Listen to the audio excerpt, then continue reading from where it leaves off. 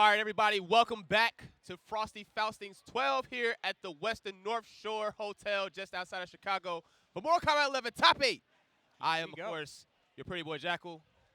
I'm Dream Eater. All right, everybody, I know you guys have been waiting. We do appreciate you all for sticking around. It's been a hell of a run here for a lot of our players. So, just to remind you what the bracket is looking like, our winner side Top 8 is as follows. Burrito Voorhees, K7 Show Off, Kitana Prime, and WillEndure. That is your winner side. On the loser side, you have Cusco, you have AlmightyAdonis, you have Ambu's GetRekt, and for the last of the top 8, Splash. you have Splash. Yep. So, folks, get ready for a bloodbath. You got a lot of different characters on the screen. It's definitely going to be a really interesting show. So, to get started here, we have One Life to Play's Burrito Voorhees facing off against K7 Show Off. K7 Show Off, definitely a face that you don't get to see often on the in the offline scene. Definitely one of the premier Sub-Zero players out there. Burrito Voorhees, the Garrus technician, the Garrus specialist. Yeah, this Gears has been dirty all weekend. He has been playing this character through and through, plays all 3 variations. Of course, he does have his favorites, and has pretty much analyzed the character to as much of a degree as he possibly can, constantly looking for new things. It looks like he is rocking with new era. In his Sub-Zero, he's definitely put a lot of work in the lab, making sure that his Sub-Zero, all the variations, he knows them in and out, and based on the matchup, he likes to. Yeah, so definitely going to see some good things here from Show Off, as well as Burrito Voorhees. It's going to be battle of the mix-ups. Yeah, strike throw mix-up versus up, down, left, right, all kinds of good stuff. That was before my time. All right, here we go. Your time will be far more the intros rock. brief. Round 1, fight. All right, folks, we are getting started. This is your very first top 8 match of the afternoon. K7 Show Off facing up against Burrito Voorhees. K7 Show Off with the corner pressure. Party time already. 3:30 to start. Ooh, nice anti-air. All right, free. K7. Okay. All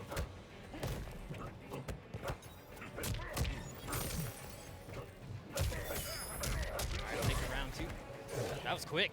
30-second round. Yeah, K7 Show Off, showing off that Round speed. 2, Definitely fight. not playing around here. Definitely not trying to go early. Keeping the push pressure in. All right, corner time.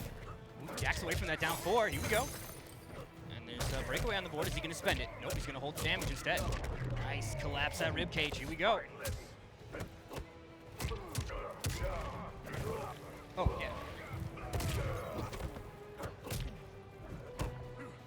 All right, K7 Show Off here, getting some very healthy damage, making everything stick. Burrito Voorhees trying to find a way out, but it is not working for him right now. I like this use of the spacing here from K7 too, backing away where Gears' little arms aren't going to hit, but that axe will. Little health left to chew through here from K7. Can he close it out? All right, side switch. This is Burrito Voorhees' chance. 10 points of health on the board, even less now. Ooh, the down 1 will do it, and that's going to be game 1 going the way of K7. Sub-Zero wins. And a classic MK2 pose. K7 Show Off taking game number 1. Very, very strong performance there against Burrito Voorhees. Now remember, folks, this is top 8, which means we are now in official 3 out of 5 territory. That player's going to have a little bit more time to adapt and adjust the strategies here. Yes, definitely. Man, we're spending so much time on this right side of the corner. stage. All right, this is Burrito Voorhees' chance to shine. He gets the opening. Send him back. Yes, here we go.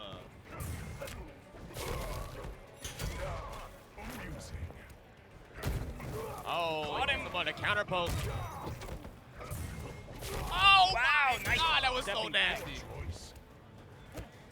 And this is like a reverse of the last game. K7 trying to come back. All right, Burrito Voorhees has a lot of real estate to work here. He definitely has room for error. Using that down forward to keep K7 off of him. Good blocks there. Good counter poke. And both these players also have that 6-frame down 1. Oh, yeah, very dangerous stuff there. Definitely expect to see some poke wars for both players.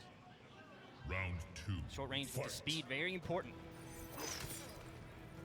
Nice ball in the neutral. Ooh, Oh, tried try to go challenge. flip punish.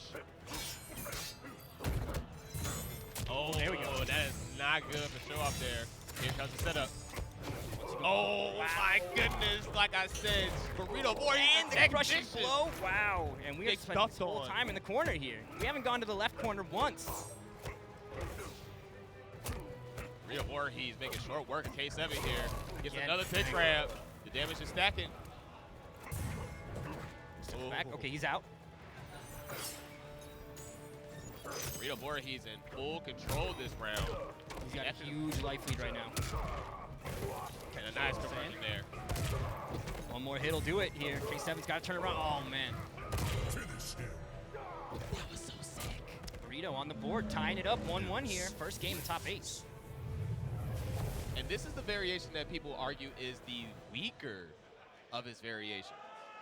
Gearus, because the lack of the sand choke for the combo extensions and stuff. Yeah, and I mean, it is less damage, but as you can see, there a lot of utility there in the mix-up department, a lot of different ways to open up your opponent, a lot more room for creativity. Yeah, and that command grab has been coming in clutch for Burrito. He has hit every single one. I don't think it's been jumped. It hasn't whiffed. The tick throws have all been right where he needs them. Yeah, definitely.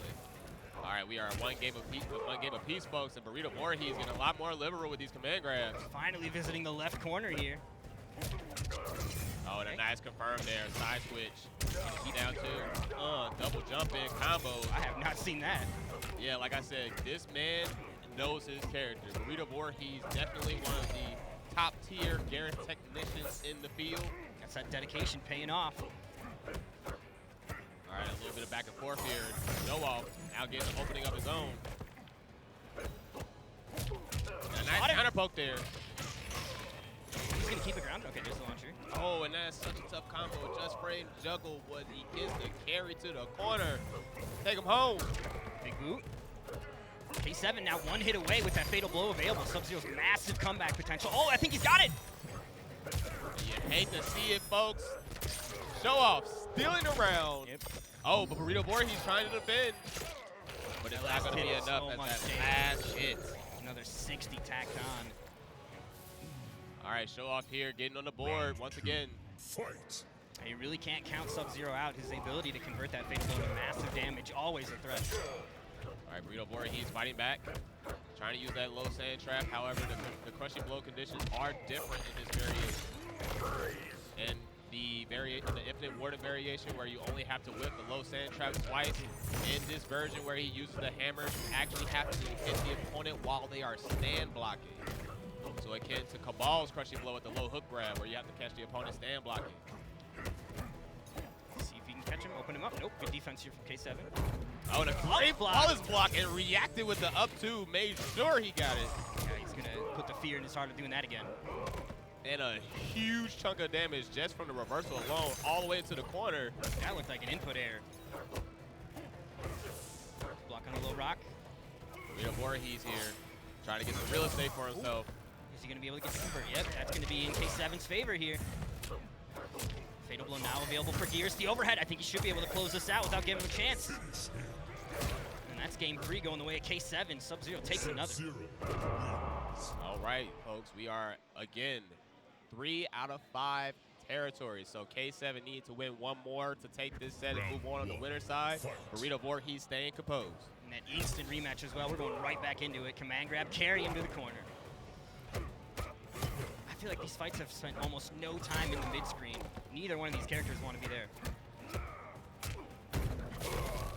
All right, and the tick grabs are paying off here for Burrito Voorhees, losing barely any health here. Oh my goodness. The Okay, fix. All right, take it to the corner. Gonna spend the bar. 300 damage. All right, Burrito Voorhees having a lot of room for error here because he got a great start off. Oh, and a backdash to make the throw with. So down about double that health. Ooh, nice false block. Here's the free. All right, now we were seeing the flawless blocks in the earlier games, but no flawless block reversal. So now these players are starting to be a lot more active with those. Yeah, stepping up their game, adapting here on the fly. Oh, and that's it. He's gonna go into fatal blow. Yep, close it out. K7 will take round 1 of game 4. All right, similar story here for Show-Off as he steals the round once again. Now he is 1 round away from set. set points. 1,000 Go off. separates him from advancing here in this winner's side top 8 match. Definitely trying to stay on that winner side. You do not want to be on the loser side in this regard. Oh man, loser side is so much scarier. It's cutthroat out there. Definitely. Whistle low. Back and forth shimmy. The down one knocks him out of the air. And there's the command grab in the neutral.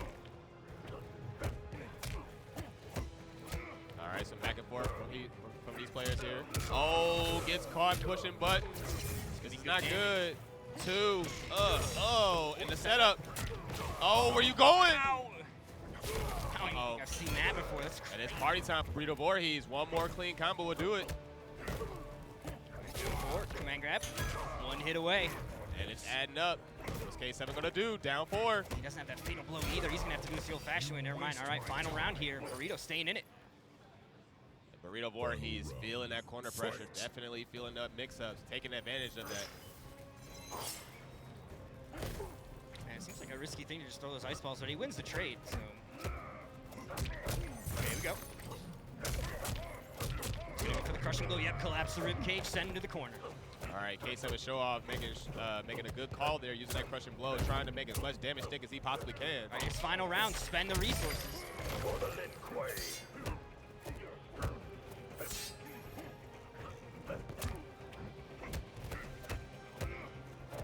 All right, throws him out of the corner, likely fishing for that escape tech failed so that he can get that crushing blow queued up. Sub-Zero, one of the characters that can even combo into it as well. Still technical. Oh, and that is not a good choice there for show off. Now he's getting put in the blender. Back to the corner. Very dangerous game right now. Uh-oh, and the stick craft setups, here it is, party time. What's the mix-up? And a straight hit into fatal blow could close it out here for Gears now. Ooh, he's got it. Keep it unbreakable. And that'll do it. Oh, show off taking the set 3-1. Using that unbreakable damage. Very well Close it played. out. And Burrito trying to break away at the end, but not enough health left in the tank at that point. All Very right, smart but of stuff. course, Burrito Voorhees was on the winner side of that match, so he does have one more shot, one more chance to make it work. Yeah, he's still hanging in here. Going to be a threat in that loser side of the bracket. All right, and next up, you're going to have MCG's WillEndure taking on Panda Global Gaming's Kitana Prime. Jade versus Cetrion. I'm super excited to see this. WillEndure actually has been playing in less seen variation of Cetrion. The name is escaping me, the one with the ground pound though, so definitely going to be kind of maybe throwing players off that are unaware and are more looking to deal with the spring cleaning classic variation that we see out of players like Koizi and Dragon commonly. Yeah, and he definitely has been playing very clean with it, right? He definitely knows what he's doing. He's using cancels with a ground pound. He's making great calls with, you know, which tool to use at which time. And something that I've been seeing that you actually don't see often from MK11 players in general, he's using empty cancels in the air. Yeah, yeah. And that is an extremely underutilized tool because it allows for different timings, spacings. You know, it's a nice little bait because, of course, when you see somebody jumping in or jumping at all, you try to go for an air-to-air, an anti-air, and just in general, that empty cancel can throw off that timing. Yeah, exactly. And if you throw off what they're doing, that once you just rattle the cage a little bit, it allows you to start doing those jump-ins and committing to them because they're going to be already on the back foot and kind of scared to challenge. Yeah, exactly. It's a whole separate mind game of its own. However, Kitana Prime, more than likely going with Jade here, has one crucial detail in that character. Yep, the glow. That is the purple glow. Very easily one of the best tools that she has in that matchup, being able to get past the majority of her projectiles, which is pretty much Cetrion's game plan. You know, throw stuff, and keep throwing it, right? Yeah, the rocks, the laser, all going to be worthless. Does the ground pound go through the glow? I don't know enough about the interaction. Yeah, exactly. I don't get to see that matchup, so I'm not entirely sure. However, in the previous matchup, when WillEndure was facing off against Nappy Nuisance, Nuisance popped his shield I saw that. Frost, and it actually ate a hit. Which I thought it would just go right underneath it. So yeah, it actually might work. It's got some projectile properties. Yeah, Jay might actually be able to get past the ground pound using the glow. I want to say that Nightwolf can reflect it too. Now that I'm thinking about it, I feel like Nightwolf has reflected it. So Jade's glow might play a big role. The vine grab from Cetrion is not glowable though, so can't just sit on the glow. Yeah, exactly. Gotta be careful. However, Kitana Prime working with Jade, having access to the run cancel, being able to have access to that faster shadow kick, being able to cancel out of it, as you can see right there. But WillEndure with the spacing. Wow, jump kick combo is okay. Oh. Pinata. He's just looking to back away here. We caught him. He's keeping this damage on Unbreakable as well. Yes, and keeping him standing, meaning that he doesn't have access to all those many different wake-up options, right? And making that defensive meter in some cases not very useful. He's going to have to start spending it on flawless block attacks and other stuff that takes a little bit more effort. All right, Kitana Prime is trying to make something work. Come back. Oh my goodness, There we and go. WillEndure with these punishes. Yeah, He's roll out been and on over it. point today. WillEndure's playing really strong. All right, Round 2. Fight. All right, fine grab. Continuing the pressure. And here's the throw. Opens him up. Back to the corner. Good duck on the glaive. Ooh, that's just a random all right, and nitro Kitana kick. Prime here making some amazing adjustments here. Oh, tries to get through the ground pound, understanding that there is a gap there. Yeah, there is a gap. You can jump out of it on block, punishable and stuff, but he's got those cancels, and WillEndure's been using it really smart, too. And WillEndure having some great awareness there, just understanding, like, getting a feel for when Kitana Prime wants to go for blow. However, Kitana Prime not being discouraged, which is really important here because you have to be willing to use your tools even if they get stuck. Yeah, you can't let yourself get rattled. You have to stick to your game plan. As soon as they shake you off your game plan, that becomes a big downfall, and they can kind of smell that blood in the water and continue to pressure you and force you out of your comfort zone. All right, this is Kitana Prime's time to shine here. Can it be done in the corner? Back to back with the pole vault. It's anybody's game here. WillEndure trying to take the first game, but it's not going to happen right away as Kitana Prime stays alive. Hanging in there and maintaining this corner positioning here. No teleport either because this is Fortune Nature, so she is stuck. This is definitely prime real estate for Kitana Prime here for WillEndure fighting his way out. Oh, drops the combo. That's not good here. Nope, definitely not this late in the game. You've got to take all your damage. Gets the trip guard. Ooh, he beats the roll as well. Good call out here from KP. Oh, and this is going to be healthy damage here. Oh, He no. drops the combo. Tournament nerve setting in. And that's the worst time to do it too when your opponent has no defensive meter, so they don't have an answer. You dropping the combo, you're basically breaking for them. Oh, Nice jump. and a nice neutral jump too.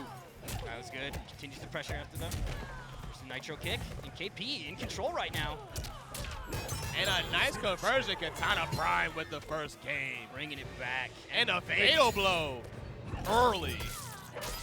No disconnect controller is going to pause this here. You get to watch. Jade wins. Kitana Prime definitely feeling himself with that one. The confidence is there, folks. Absolutely, and taking the first game sets the tone a little bit, right? You're now on the momentum. You're in the front. WillEndure trying to think here. Yeah, I'm sure he's got other characters in the arsenal. Does he feel that maybe a different character is the answer here? Ooh, Jackie Briggs, okay. Desert Command. And an immediate change of pace here goes to Jackie Briggs. Yeah. Miss Jacqueline. And this is going to be a whole different game plan. There is no zoning coming from Jackie. Jackie Briggs having all those dangerous options to get in, and once she's in, she stays in. However, Jade does have some unique angles with her zoning, but Kitana Prime has to play an Emerald Defender to get access to those angles. And with Jaded, he has to play the ground game. So against Upgraded, a version of Jackie that, as you can see there, takes to the air so fast. Yeah. Ooh, nice down two, though. You know, I heard KP talking earlier. He was not afraid of Upgraded. He feels like that character goes airborne. He's got an answer. Yes, Jade definitely having one of the best down twos in the game. The fact that it low There it is. profiles her hurt box paying dividends right now. And that's the kind of thing that if he does that every time he goes for that leap, that's going to shut down the leap from WillEndure. And then, I mean, what are you playing Upgraded for if you're not using the leap? Right, but again, you don't get discouraged. He's still using the leap. He's still trying to find an opening here. However, Kitana Prime doing a good job getting the little damage, making it stack. Oh, and a nice interrupt on the run attack. All right, pressure coming out now from WillEndure. Shimmying back and forth. The wiggle stick connects. Short hop, empty. Good throw tech. I think that was the first up three I've seen all top 24. Yeah, players have not All been day. using them. They've been worried about rolls and other stuff on their wake up. There you have it, folks. It took 3 hours for one up three. Uh-oh, here you go, folks. Damage with hold it. arcs. Gets the Nice. first opening. Man, he's out of range, but those little arms not going to get in. Oh, tries to get a bait, but no dice. And down two. Ever useful. I think that down two from Jade is going to be a real big problem. Oh, Nice nitro gets kick. caught with the shadow kick. Letting him know he's still here, just throwing it out there. my goodness. And the down twos. Katana Prime letting it fly right now. Again. From downtown, the down two connects again. He's just, at this point, it seems like he's trying to leap to bait them. It's just not working for him.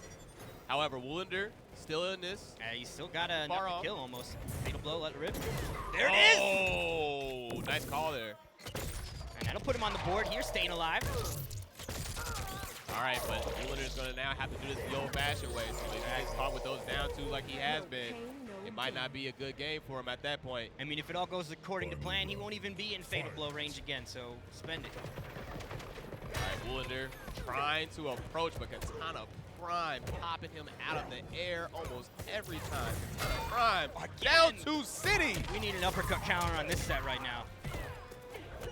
Okay, here we go. Counter poke. It's a mix. Continues with the pressure. Gonna go low. Yep, there's the low.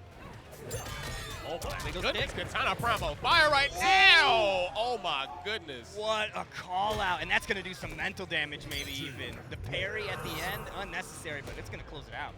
And Katana Prime feeling himself out of that one. Definitely saw that. He's like, come here, come on. Sniffed out. So WillEndure gonna go back to character select again. Honestly, I don't think that Jade really was working out. KP, like he was talking earlier, he had the answers. He was ready for that matchup, absolutely. And forcing him back to Cetrion. This is actually what Katana Prime wants, showcasing that he was prepared for that matchup, and now WillEndure is committed to this character selection. If he takes this next game, he is going to have to ride this out for the entire set, which means that Katana Prime has 3 games to make something happen against this character. Yeah, he's got to go 3 in a row here if WillEndure wants to do it, but this is a matchup, like we're saying, that Jade's answer. She's got answers for this. This is going to be tough. And the glow there's a question that you always want to answer to, folks. Glow going past ground pound. Yeah, Each completely tool just being whittled away here. All right, corner pressure now. WillEndure in trouble. WillEndure not taking his turn back, holding the plus frames, waiting on that run. All right, there we go. Burns the breakaway. At least the uppercut coming back. All right, good conversion there. Keep him standing. See, there I would have launched with the black. Oh, and a nice conversion there from the ground pound cancel. WillEndure getting a little bit more creative. All right, trying to back away. There's that insert anti-cancel, right? It's so good at changing up the timing of things. Oh, and a nice glow there from Katana Prime, avoiding that chip. Tried to catch him with Divine. That will grab him, but good jump over from KP. Short hop into throw. Wow, beat the wake-up roll as well. KP with all the call-outs here today. Oh, right through him. Oh, the glow, ladies and gentlemen. Oh, whoa, what was that? Oh, wow, and WillEndure just going to spend it. He saw a glitch, and he's going to capitalize. I don't know why that shadow kick just completely whiffed. Phase technology. Such an interesting turn of events here, but WillEndure comes out on top, taking the first round. This could be the beginning of the comeback. Let's see if he can do it. Stars had a line for WillEndure here, but will they stay aligned? All right, here's the ground pounds.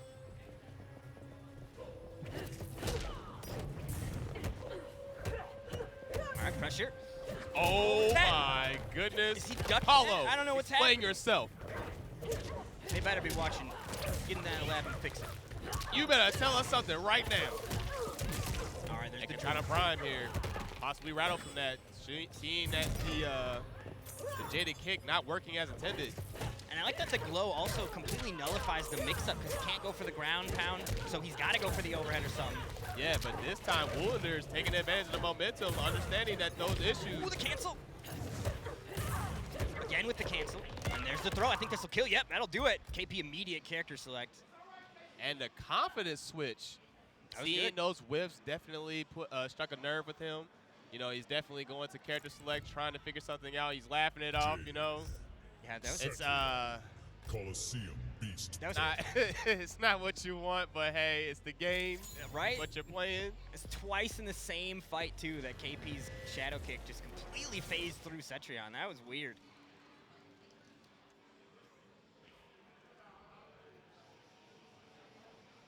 All right, Katana Prime setting up 2 games to 1. WillEndure trying to maintain his composure. Locked in on Cetrion, Force of Nature. And we did see a switch and variation here from Kitana Prime now going with Emerald Defender. All right. Now, in this variation, Kitana Prime has the ability to basically go toe-to-toe with WillEndure on the zoning front. And he can jump over the ground pounds and stuff while still putting out his own offense. He also avoids the laser because it doesn't have that tracking property that his glaives do. Yes. Of course, Kind of prime here. I think a lot of that jumping, though, if WillEndure catches him with that anti-air rock, that could kind of shift things and kind of discourage him. But right now, there haven't been any rocks coming out from Cetron in this whole set. Yeah, kind of prime's use of the glow, understanding that pretty much once he puts that on, WillEndure's zoning properties are down to almost 0. Yep, shut it down. If he catches him with the glow, doing that all weekend. Mix. Back away. Ooh, nice blocks there. Kitana Prime with the patience. Yeah, he's seen that before. Jumps over. Okay. Immediate breakaway. KP wanting to close this out now. One more hit will do it. There we go. All right, Kitana Prime sitting on set point here, trying to maintain his position on the winner's side of top 8. Round 2, fight. WillEndure fighting to stay alive here. Makes his way in. He has to put under pressure. There's the cancel. Good patience there for Kitana Prime, and he gets the punish. Jumps over, trying to poke out.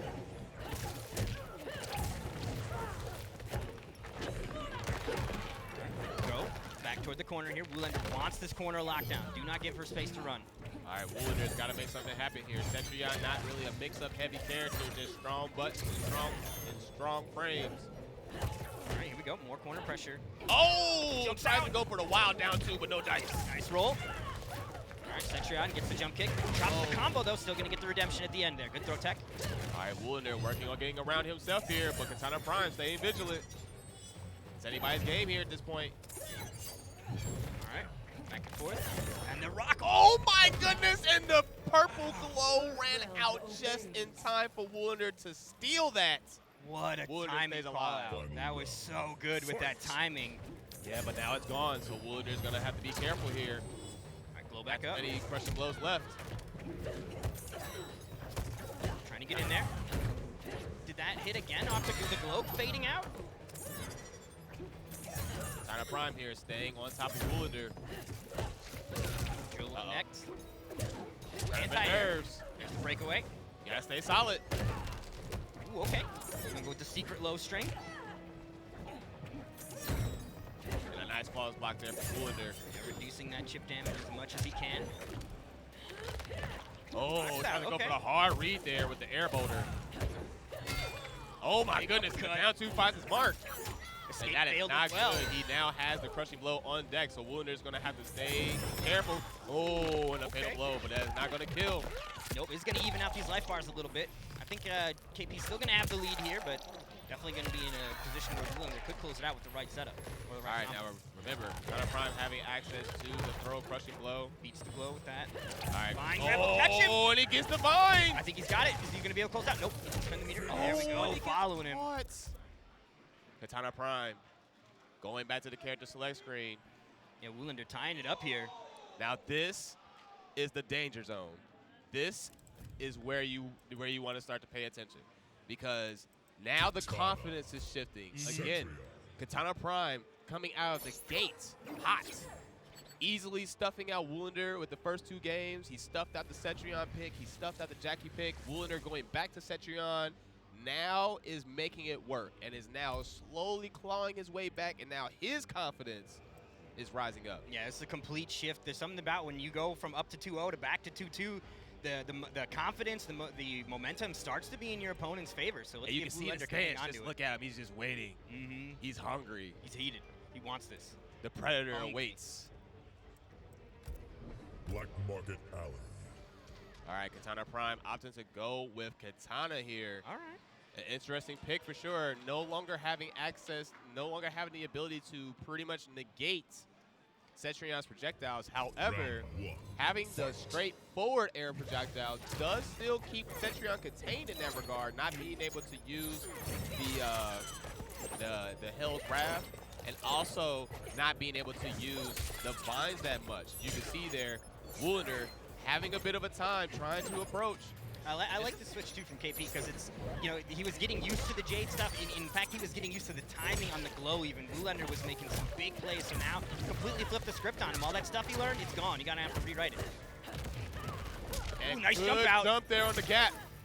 And this is high board Kitana, so having access to that air side, knowing that he's trying to respect the fans. Also also going to have access to that crushing blow if he can get more of those to connect. Hit me with it earlier in pools. Oh, and this is anybody's game here. Oh, it gets caught. All right, ground pound cancels. Gets the throw. Back to the corner with her. Kitana Prime has a slight health lead, but WillEndure. Have fatal blow available, and KP doesn't have his, so. And a nice catch there with the fans. Still anybody's game. Oh, and the reaction with the air side. With the teleport on the dive kick. WillEndure still in there. It's the low will catch. And WillEndure now on set point of his own. Turning it around. Kitana Prime has to make something happen here. He is fighting to stay alive now. It is now WillEndure's chance to make something happen. KP, please. Not like this. All right, ground pound cancels. KP hanging on the defensive here. Nice jump out. You can completely jump out of that on block. And there it is. Good catch. There's that air fan challenging the Hell's Wrath. Oh, and a nice jump in with the corner pressures. Now party time. This is Highborn's specialty, leaving them standing with those mix-ups. And the counter poke for the crushing blow. Immediate breakaway. Nice throw tech. Caught on the way down. Alright, some more fire. All right, Kitana Prime here, working on some real estate, getting some very healthy damage here with the fans. All right, he's maintaining this zoning pressure, and it's also completely shutting down any sort of options for Cetrion to take to the sky, which is where she gets her best tools for hitting you across the screen. All right, Kitana Prime here trying to stay solid. Oh, it gets caught with the fatal blow. He's going to spend it. He wants this round. He wants to close it out now. He's going to be real close after this fatal. All right, Kitana Prime fighting on his last leg here. He needs this round. Fatal blow available here for KP as well. All right, so zoning coming out. Oh, and the punish! Will he be able to get it? Nope, not enough damage, too far away, but he's going to keep on continuing this life lead, and the rock will catch him. WillEndure has done it. And that'll close it out with the reverse 3-0 over KP. Wow. That was impressive. I like him staying in the pocket. I like the switch back to Cetrion and the kind of adjustments to the Jade matchup, and then hanging in there when Kitana came out and closing it out. WillEndure with the enormous upset. Yeah, that is huge over for him. Kitana Prime. Kitana Prime favored to take the tournament. Right? Now Top in the seed. loser side of the bracket, and WillEndure moves on to winners finals to face off against K7 Show Off. K7 Show Off. What a timeline. Right? You know? WillEndure versus K7. That's going to be what? Cetrion versus the Lin Kuei, Sub-Zero? I'm interested. Yeah, definitely.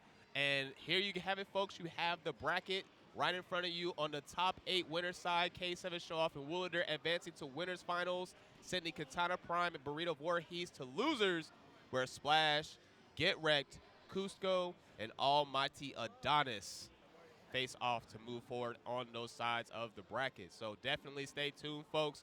We have some very exciting MK11 action for you here as we get started with our loser side now at the top 8. Ambu's GetRekt facing off against Illusions Splash. Yep, Splash, one of the best Kung Laos out there. Constantly playing cracked out. He is just making just crazy moves, jumping, down one into orbiting hat. So hard to read. Mm-hmm. Very difficult. That book is written in a completely different language. It's hieroglyphics. Yes, but GetRekt, very solid in his own regard, plays Aaron Black. Definitely one of the more poised younger players in the scene. Oh, absolutely. And also showcasing that he has a Kung Lao of his own. So I saw that. I was expecting the Scorpion as his backup because that was really the character he was playing, but busting out the secret Kung Lao and making it work. Right. So it's going to be interesting to see how he adjusts in this matchup. Of course, you know, obviously showing that, you know, the Kung Lao was a little crusty, but it got the job done. Mm-hmm. And having Aaron Black in his pocket definitely has some unique opportunities to keep Kung Lao out. Having that scud shot, the fact that he can delay it, and the fact that it eats projectiles, meaning that Kung Lao has to stay on him at all times, which is going to pretty much play into Aaron Black's game plan, right? Yeah, absolutely. Aaron Black is going to be able to kind of, if you are getting too aggressive, Aaron Black will be able to, like, I see that. I see you're trying to get to me too much, and I'm going to react in kind. All right, folks. So remember, this is top 8. Winners and losers battles are best 3 out of 5. We in for the long haul, and players are going to have that extra time to kind of figure out their opponent, adjust their strategies, and adapt. All right, so we're going to go ahead and get started here, folks, very soon here. And we appreciate you all coming through. Once again, this is Frosty Faustings XII. For those of you just now tuning in at the West and North Shore Hotel, right outside of Chicago. We're going to get some classic matches here. Splash going with his patented Kung Lao pick. GetRekt going with the Aaron Black pick. We're going to go ahead and do a quick button check for these players, and then we'll get started right away. Kung Lao. And GetRekt is, man, he's still so young. He's on the rise, winning the trip to EVO from CGL. Still in there. Like, he has had such great performance, and I mean, the career or so is still just in the early stages for this player. Yes, and he's really good at making his appearances stick, right? He's not able to go to every tournament, so when he does finally get a chance to attend one, he just makes such a strong showing, you know? This is the first tournament you've seen him at since maybe Yumacon? Yeah, it's been a while. Yeah, and here you are, you know, in top 8, so definitely some good showings here from GetRekt. Very strong player. Splash, of course, no stranger to top 8s as well, so this is going to be a battle between these two titans to see who's going to continue. Yeah, who's coming off a fresh top 8 appearance at NEC. Also had a top 8 appearance at ECT. Yep, and those are his only Pro Tour events that he traveled to, so when our team send him out to those, definitely putting the work in and having some big finishes first times out. Oh, goodness, and catching him with the orbiting hat there, walking forward with it, understanding that it was going to whiff initially. And immediately also burning that breakaway, which means now it's open season on Kung Lao combos if he can catch him. All right, GetRekt here trying to get something back here, but it looks like he's going to get nothing for his trouble. Oh, and that is not a good whiff there for GetRekt. Opts to spin, opts to not spin the crushing blow.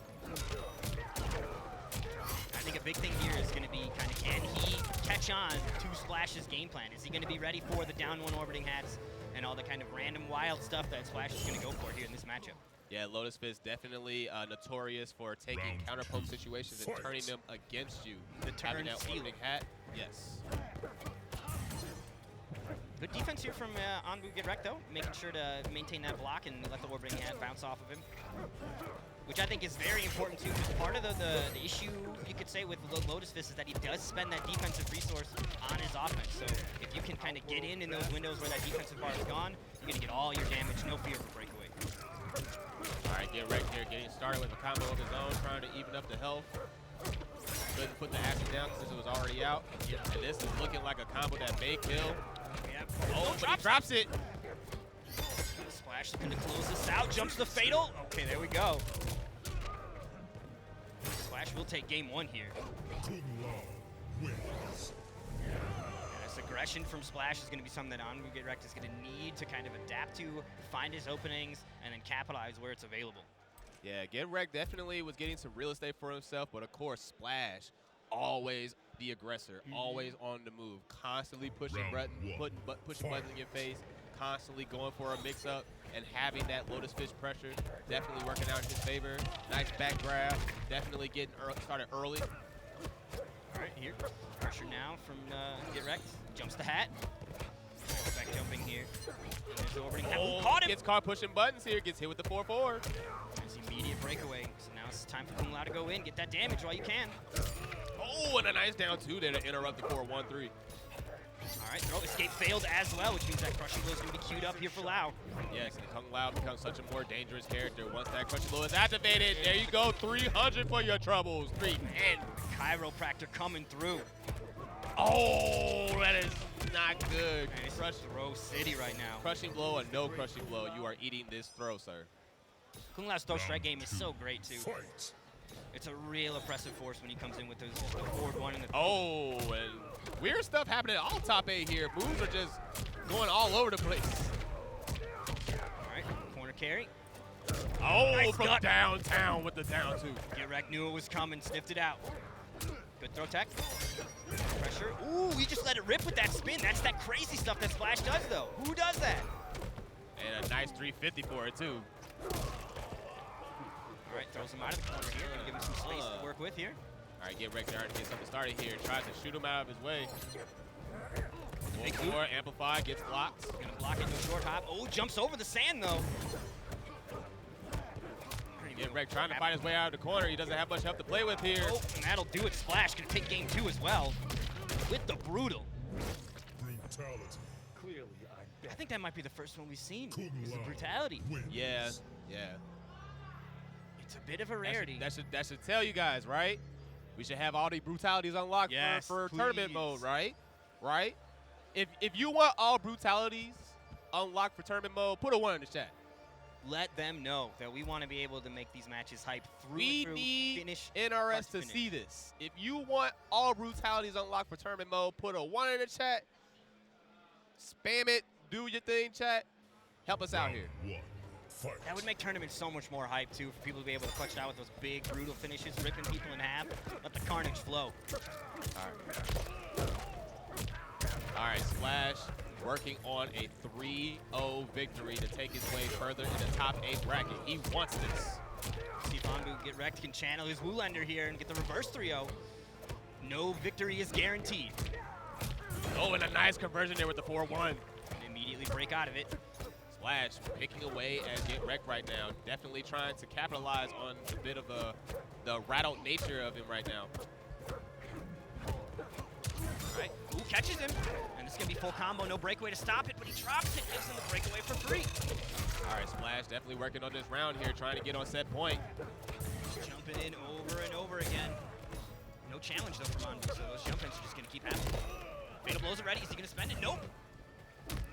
All right, pressure. Just got shot canceled. Oh! Get shot in the face. Gonna quick draw it. No health left. What are you doing? What are you walking up on me for? What's wrong with you? Get away from me. Get back, get back, get back, get back. And I think that might be GetRekt's first round as well. So he's starting to come alive here. See if he can keep this momentum going. All right, GetRekt here. Taking that round. This might be the momentum shift that he needs. He's starting to look for the trip guards. Oh, makes the grab whiff. All right, lets it rip point blank. Gonna get poked out of it though. Here we go, splash damage coming out. There's the immediate breakaway. Back in a nice air there. All right, trying to get a little bit of extra damage here. Oh, and a dive kick. And Acid behind him. Kung Lao is a forward mover. He doesn't care. Yo, did you see that? Oh my goodness, Splash, stop, stop. Break Cut it out. Game, and that'll Splash. end round one. He's just a boy, Splash. So set. Oh, here look, for Splash. yeah, Fight. Splash is feeling that one. He is definitely feeling that one. So is GetRekt. They are both sitting up in their seats right now. All right, posture performance is top tier right now. These guys are not trying to go home early in a down 2 conversion. Puddle out. Ooh, whiffs. Oh man, back-to-back whiffs though, and neither one able to capitalize there. There's the poke. Tries for the throw. Oh, makes the throw whiff. GetRekt. Here we go. Turning it up a little bit. Toss out. Rifle comes out. Ooh, snipes him out of the air, starting to empty that clip as well. Oh, and that's a punish. And this will take it. Yep. He doesn't even want to see it. He already knows what the deal is. He's like, wait a minute, let me take a break first. Breathe. Think about it. Think about it. What went wrong? What's the adjustment? Is this the theme of Round top 8? 1. This very well could be. Is Get a this the rerun theme? potentially. GetRekt is focused now. He's paying attention. Splash, however, staying vigilant. 300 damage. Ooh, man, he's gonna get some of his own though, and he has to spend that defensive bar to do the damage. So no means of getting out of that. And GetRekt making a very smart decision there of just sitting there and blocking, allowing Splash to basically using the fear of the counter poke game to allow Splash to basically kill himself by sitting in the acid there. Very comfortable, very okay with just sitting there and letting the acid do the work for him, right? He's still getting damage during that time, so might as well. Oh, and GetRekt getting some stuff started here, takes the round. Fight. This is not good. He's getting confident. Right? This is what we saw with KP. Like once you lose that second game, or that fourth game, I should say, and we go to game 5, the momentum starts to heavily be in your opponent's favor. And that momentum is paying dividends as he got the crushing blow. Ooh, nice air to air. Gonna get the conversion as well. Oh, and another one. Oh, man, Where you he's going? stuck. The lockdown is Oh, get out my face. the desperation. LTR2. Splash is looking for an answer, but that's not it. And we may have another reverse 3-0 in our hands, folks.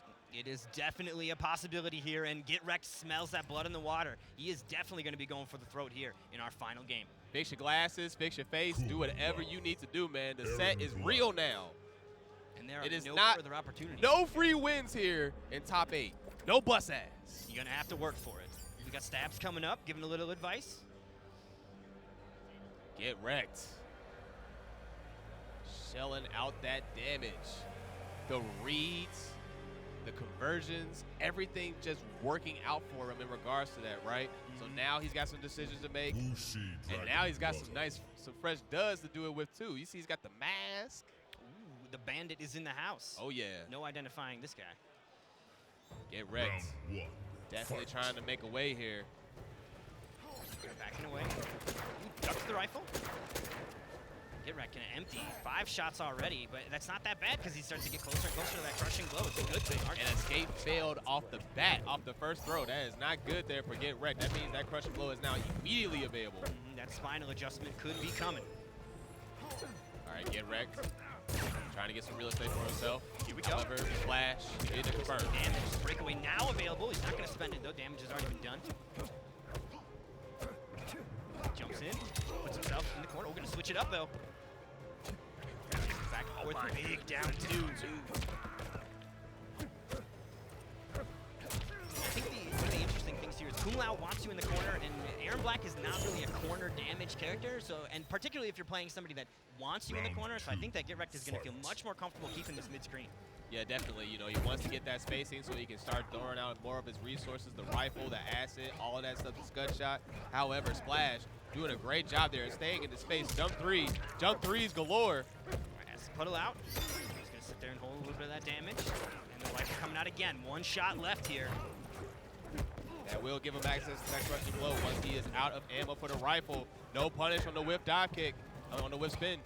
And GetRekt, a player that knows how to use the final bullet in that same combo. He'll empty the clip and then he'll get the KB same time. Oh no, air to air this time. It's going to go the way of the Shaolin. 1 more throw could do it, and he still has that crushing blow. Ugly damage. Feeling on that though. A little more left, and that'll close it out. Splash takes it 3-2, shutting down the comeback here from GetRekt. Very dangerous stuff there, and unfortunately, GetRekt gets sent home. He is now forced to watch the rest of the tournament from the sidelines as Splash moves on top 8 loser side. And we are now going to go ahead and get started with our next match as we have Cusco facing off against AlmightyAdonis. Okay. Cusco's got a really solid Sonya, and I feel like I'm pretty sure he's been playing this character since launch. So he's got that dedication, which for those players that have been playing the character since launch, we see Splash with his Kung Lao. Players that put that time in, you can really see it start to pay off in their gameplay. Yeah, Keats from Iron Galaxy actually made a comment towards that, right? You know, he believes that character specialists have a better chance in the evolved meta of fighting games, right? Because of the fact of that dedication. They take the extra time to find out those little intricacies that go with the character, as opposed to people who play multiple characters or just switch characters based off what they feel is the strongest in the meta. Those character specialists, they stick it out and they're able to craft all those different, you know, techniques that you need to really make that character stick, you know? Yeah, absolutely. I think the other thing, too, with a character specialist is you're always prepared for the matchup. It's not like a weird, I haven't seen this character before, because you only play your character. You ran into it before. You know exactly what your character needs to do against the whole cast, typically. Yes, definitely. Now, remember, folks, it's 3 out of 5. So, extra game on the table means extra time to adapt. AlmightyAdonis, more likely rocking with that Jax. Cusco rocking with Sonya. No button check either. We're going to go straight into it. Special Forces battle in the house. Who is the commanding officer in this? I feel like Jax. Yeah, Jax is, but now is Sonya above Jax? Because Jax like retired, right? At this point, possibly. I don't know the lore anymore. The military lore is a little foggy. Yeah, because Jax is a major. Yeah, but isn't Sonya like Sonya a commander now? She got buffed up. Yeah, definitely. Well, actually, yes, she is, actually. So, yeah, actually, at this point, Sonya would be the commanding officer. Okay. But Jax taught her everything she knows. Ooh, all right. So, that'd be interesting. Mentor versus mentee. Those arms working out for you? Student become the teacher. For a demo, Sonya? This demo's gonna hurt us both. Round 1. Also, Adonis has got his phone number as his clan tag. That is some silly stuff, man. It's the Discord tech. He wasn't here at Pool Start, so we called him and woke him up. Oh my goodness. The perfect alarm clock. Put your number as your team. Right.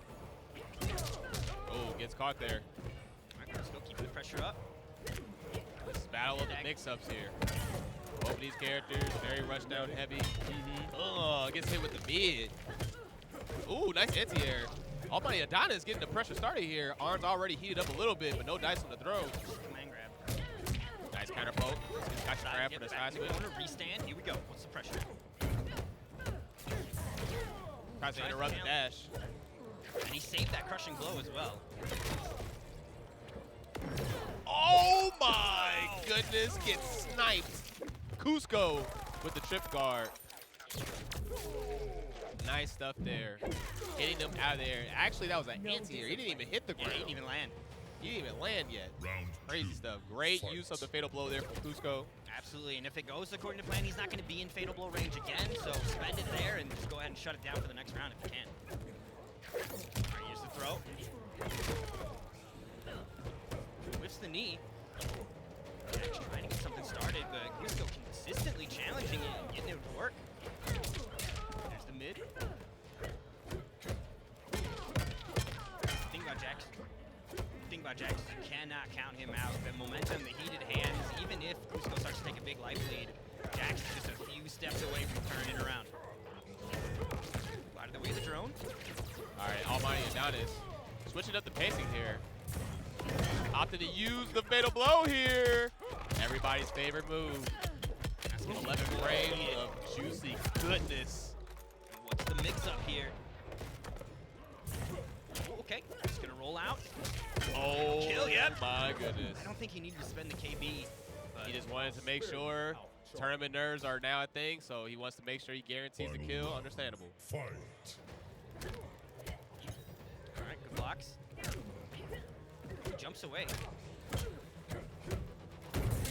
Oh, Nice and a flawless nice block. interrupt with the flawless block. And Cusco having that matchup knowledge. I think that might be the first or second time that overhead has come out. And if you can start to discourage Jax from doing that, that's going to really rattle the cage, and he's not going to be able to keep on going to his core offense. All right, Cusco here maintaining the corner pressure. Really solid defense here from AlmightyAdonis, though. Blocking all the mix. All right, Adonis here with the corner pressure. Picking up that heat. Oh, and the input error there. That's going to cost him. Not yet. 50 health left. And that'll do it. Cusco taking game 1. Finish him. All right, Cusco. Sonya. Very smooth gameplay there. AlmightyAdonis definitely trying to figure something out. Not a terrible game. No, not a terrible game. But again, these are two rushdown heavy characters, so it's pretty much a matter of who gets started first. Yeah, this is going to be a straight up brawl between these two. But like I was saying, Jax's momentum is always in there with the crushing blows and the heat and stuff. I think it's something that you can never count out. He's got so many, too. Nice that's a trip guard there. And the knee will catch. I'm curious if he's just ducking for a throw or something, because he keeps getting caught by that mid again. Yeah. Counter hit that time. Yeah, and then that's another thing too. You know, a lot of people in the evolved meta use a lot of micro ducking. So when you're fighting as a rushdown heavy character, you know, you might just want to opt to use those mids just to catch and make sure that you keep it honest. Yeah, exactly. You're gonna need to hold that block button. There's a low poke. Tons of that knee. All right, corner pressure here from Jax. Not fully heated yet, but the next one should be. Okay, starting to cool off a little bit. Oh, nice tech there on the grab. Oh no, that's not what you want. That's the life bars evened up here. Sit next to that feed jar. Short hop empty. There's the low poke. Nice throw tech again, staying in there. 25 seconds on the clock. Should be killing Oh, it. it's not good. He's gonna close it out. Corner pressure still maintained. So Jax taking round 1 of game 2 here. Round 2. See if Adonis can keep it up. All right, gonna throw the feed bucket. Hits the ground pound. And Adonis here opting to use the zoning tools. Yeah, Trying to get some real estate. Jack's not a typical zoner, but he definitely can kind of hang in there with someone. Yeah, having access to those rockets once those arms are heated up definitely helps him out in that regard, right? Some counter zoning tools. Okay, just throw to open him up. And I think every single one of Cusco's throws he hasn't gotten him ducked yet. So the times when Adonis is trying to duck stuff, Cusco's been making that read every time. And a nice conversion there with the gotcha grab. Goes for the side switch. Adonis here. Whiffs it. It was a delayed get up from Cusco. Oh, trying to go for the down two, but no Get a kill? dice. Yeah. Oh, no, not yet. 2 health left. Oh, trying to flawless block, but no dice. All right, we are now 1 round apiece. AlmightyAdonis trying to get a defensive bar back. Cusco trying to get an offensive bar back. Right, beat up. Those rockets. Adonis so thirsty to get in, willing to do anything just to get that pressure. All right, one more. Should be oh, this is not good. Corner pressure started. Party time. Oh, Again. not good. AlmightyAdonis turning it up here. What do you do? There's the grab. Nice throw tech, though. Staying alive. I would have killed as well. Okay, another throw. One more clean hit to do it from AlmightyAdonis. However, this is Sonya Blade we're talking about here.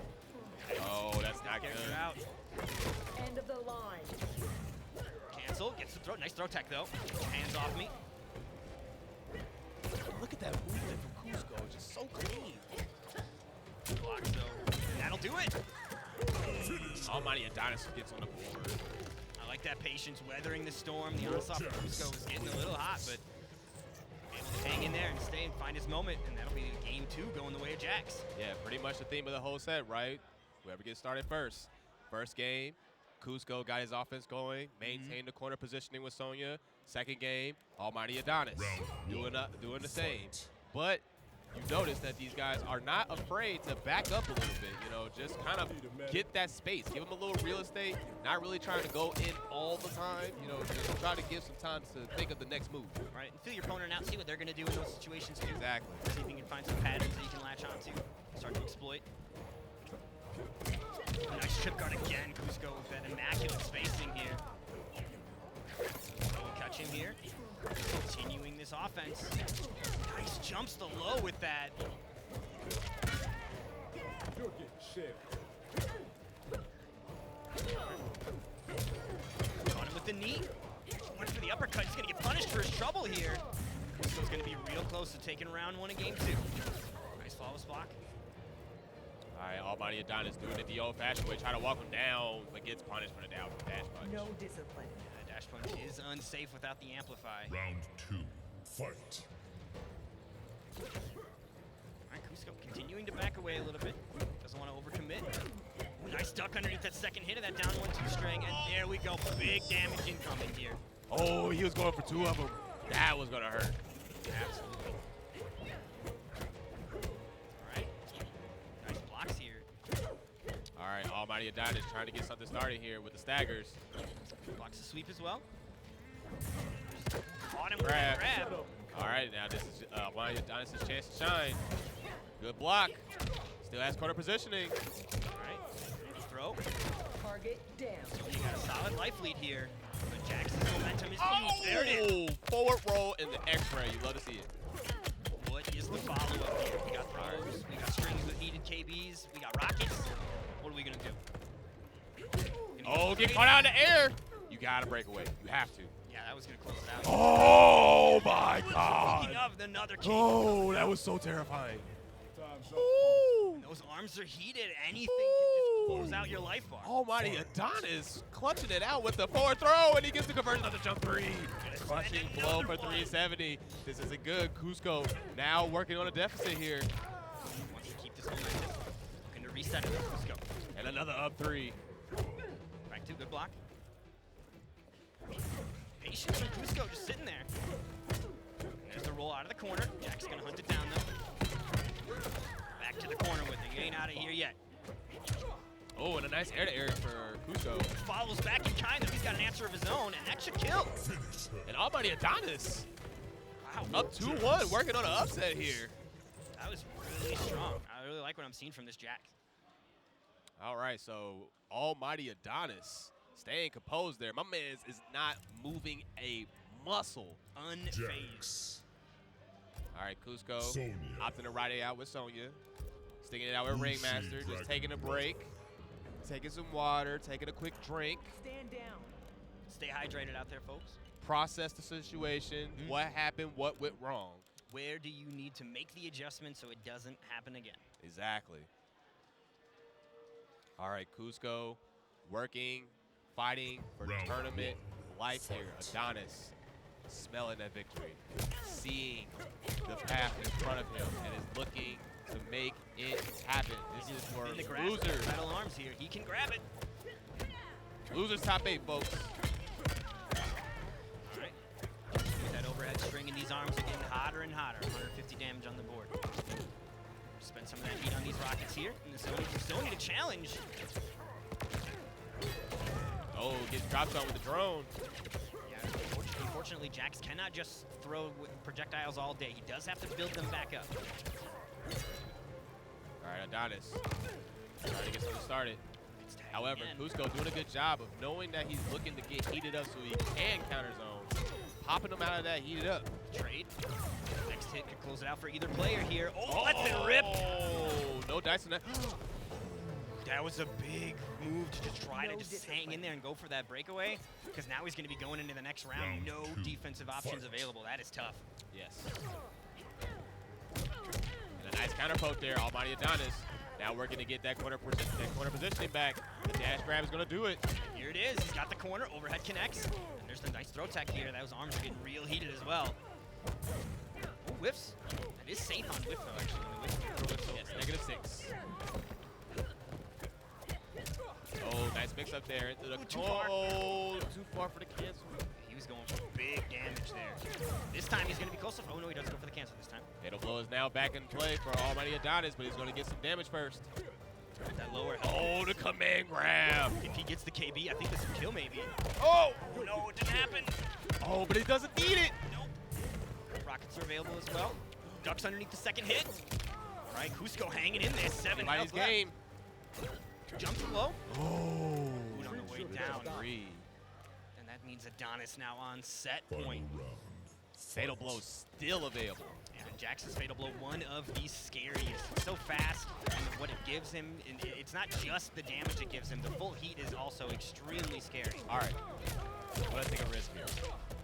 Adonis is gonna win with this. You think so? I'm gonna call it.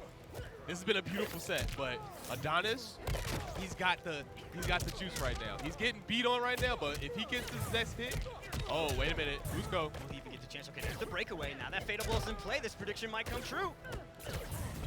Oh, he tried it. I guarantee you he tried it there. I guarantee you. He Never wanted mind. the challenge. Never mind. I don't know what I'm talking about. So that is going to be Cusco tying it up 2-2. And these sets are so close. Mm-hmm.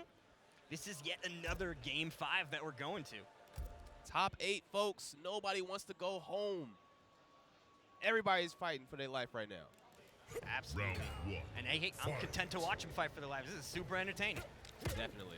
All right, we are now looking at a game apiece here to take top 8 to move forward in the bracket. Little poke, gonna throw him toward the corner now. Ooh, okay, that's gonna be a trade here. I'm not gonna get the rest of his kicks to come out either, so. The low will connect.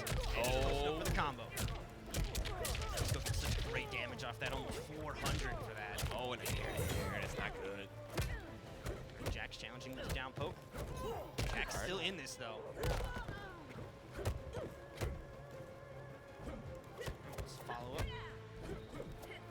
Nice. Oh man, just commit though to the string. That could have been the kill even. No breakaway available to stop it. That'll do it anyway. Cusco on set point now.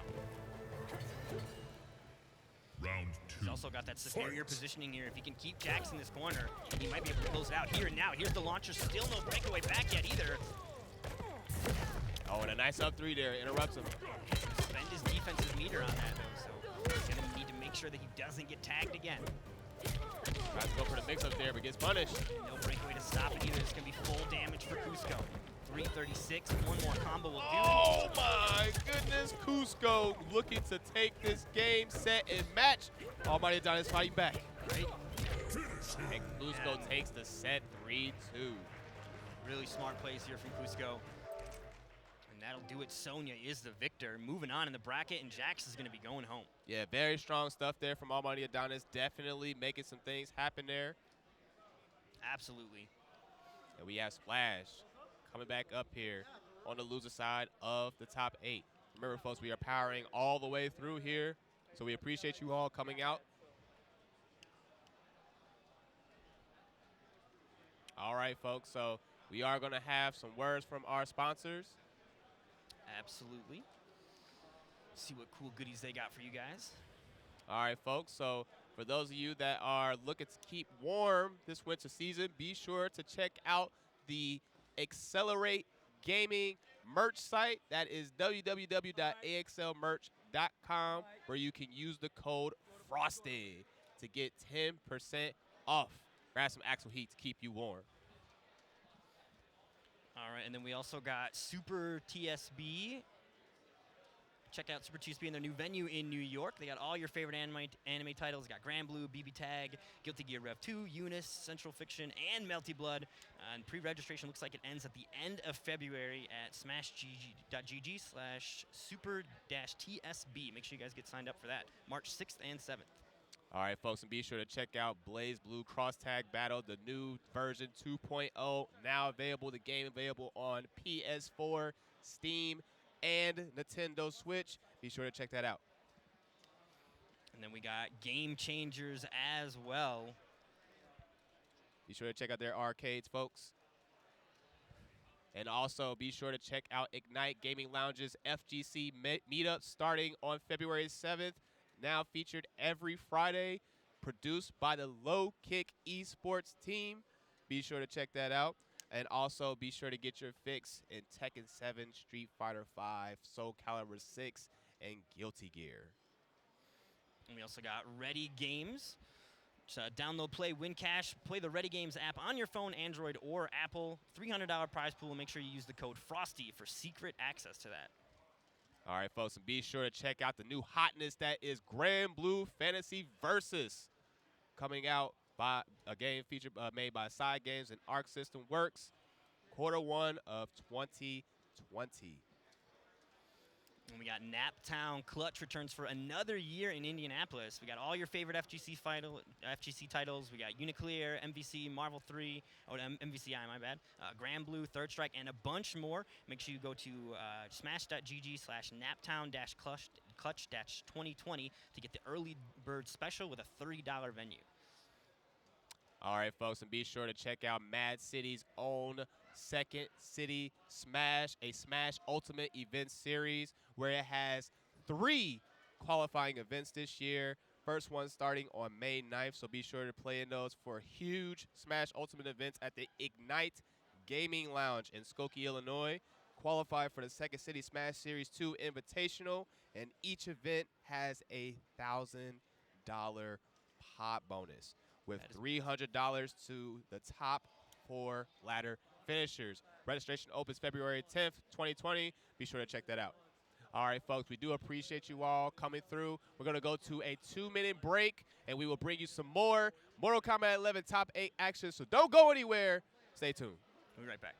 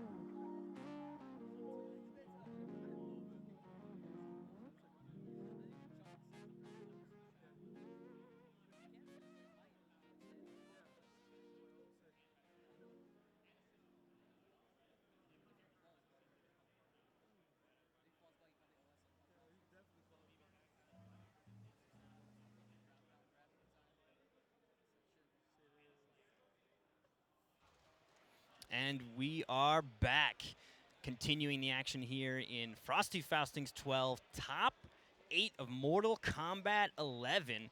Looks like right now we got Kitana Prime versus Splash coming up here, so we're going to watch the Maniac Splash, Illusion's very own, take on Kitana Prime, rocking either Jade or Kitana is what I would assume here, as we move into our next top 8 match. Splash been playing on fire here today. Let's see if he can continue the momentum. All right, ooh, challenges, there we go. This is a full spin, gonna get the launcher, take him straight to the corner. Immediate breakaway though from KP, doesn't want to see the rest of that combo. All right, pressure, good blocks here from Splash though. And that's gonna be the throw, throwing him out of the corner, potentially fishing for that escape fail, trying to get that crushing blow queued up. Here's yet another throw from Splash, now under the 50% mark here for KP. Meanwhile, Splash still sitting on about 90% of that health bar. He's doing real solid here. All right, jump kick will connect back to back here from Splash. Is he gonna be able to close this out here? Yes, that'll do it. And Splash on the board first. Round 2, fight. All right. Jumps away. Ooh, can they catch him trying to activate something? Maybe glow. I don't know what it was. Too early in the startup frames. Another throw from Splash. Razor sharp. All right. Here's the glow out. Not going to be a big deal or a big hindrance to Kung Lao. He's not really a zoner. He's completely fine with not being able to throw the ball. All right. Oh, wow. Waiting for the glow to end. Perfectly timed. I wonder if he was counting it out in his head. Kitana Prime here doing a good job of getting that meaty center with the short hop. Kitana Prime got a lot of real estate for himself here. Working that back 3. Straight to the corner with him. Ooh, the jump will go in the way of Kung Lao, though. Let's follow up. Big damage coming through. Jade's going to save the defensive bar here. Okay, here we go. This could be the kill. Is he going to go Fatal Blow? Yep, he's going to go straight to Fatal Blow. Unbreakable as well. And I think this is going to be the game going the way of Splash. We'll see how much these shields can save KP if they can. Oh, that'll do it. All right, and KP here is now officially on the loser side, so he is fighting for tournament life here. Splash taking that first game. Round 1, fight. I like the use of keeping it grounded as well. Saw KP hang on to that defensive meter and then ultimately making it not matter. All right, push. This is big damage here, and of course, right where he wants him, beats the uppercut as well. Splash. Rush down, that classic Splash style, constantly aggressive. And he threw him out of the corner to get that escape failed as well, so now he's sitting on that crushing blow from the throw. Not going to need it with a flawless victory. Splash playing out of his mind right now. Round 2, fight. Right. Hat toss to start things off. Jumps the wiggly stick, and this is going to be a full punish as well. KP getting tagged. Okay, here we go. Back-to-back combos. Jade just now going to get her breakaway back, but too late in the combo to be worth spending. Spend that defensive bar and get him attack instead. All right, here's the throw. Send him toward the corner, get a little damage on the board. All right, reset the neutral. Trying to get something started here. Oh, nice down 2 there. Big uppercut. Lifeguard says no jumping. Oh, and a nice catch there with the straight glaive, but no conversion. Back 3, 4, 3. Stagger pressure. These life bars looking real even now. That's going to be the lead going to the way of KP. Can he close it out? Oh, no. Again, the same thing. It's a rerun. We've seen this before. Splash. You can't stop him. No, no fear. He's going to push those buttons. They're on its control. What else is he going to do with them? Round 1. He's got to push them.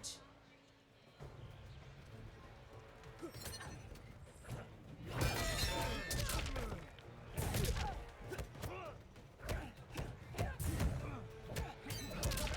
right. Throw toward the corner.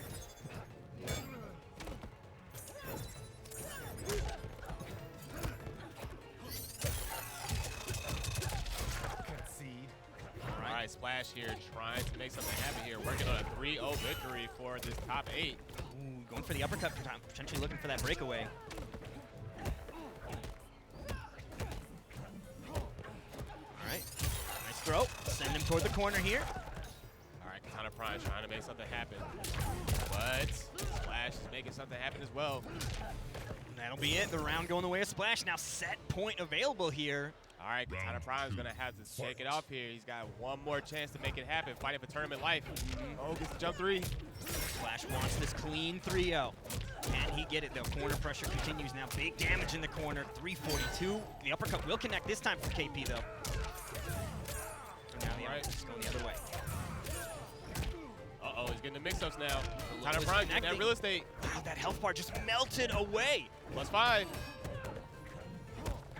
Keeps going. All right, there's the escape failed as well. So Splash does have that back throw available with that big, massive 30%.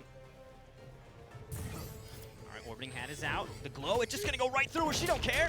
Oh, a fatal blow. Splash is a wild man. He is a wild man. He has done fatal blow when he's on round 2 every game. No That's fear. like his special now. Right? Oh, he's done it. Splash will take it. He's making the big brain plays. He's just throwing it out there, betting the farm, and he's got a second one now. Wow. Kitana Prime immediately leaves the stage. Splash, moving forward in the bracket. Yep, we that advance. We are now getting to the nitty-gritty here. It is getting very serious. We appreciate all of you coming in, tuning in for Mortal Kombat 11 Top 8 here at Frosty Faustings 12 at the Westin North Shore Hotel right outside of Chicago. Appreciate you folks for coming through. We have some amazing MK11 for you guys tonight. As you can see, a lot of upsets, a lot of close sets, lots of grit, a lot of hard-fought battles here as we move forward. Next game up we have is Burrito Voorhees facing off against Cusco. Ooh, okay. Garrus very interesting matchup versus here. Sonya. So that's going to be very interesting there. We saw this matchup previously. Definitely went in Burrito Voorhees' favor. So now it's going to be at that point where to see Cusco's adjustments. Yeah, exactly. And see just if he's learned anything since their last meeting, right? What has he kind of remembered from the last time they met, and what can he kind of change and adjust in this game? Yes. And both of these guys also look the character specialists, the dedication to their character. They're going to know the ins and outs and all the little intricacies and minutia about their characters. So this is going to be a matchup between two players that are very well versed in their characters' options. Oh yeah, definitely. So it's going to be curious to see how these players shape up against each other.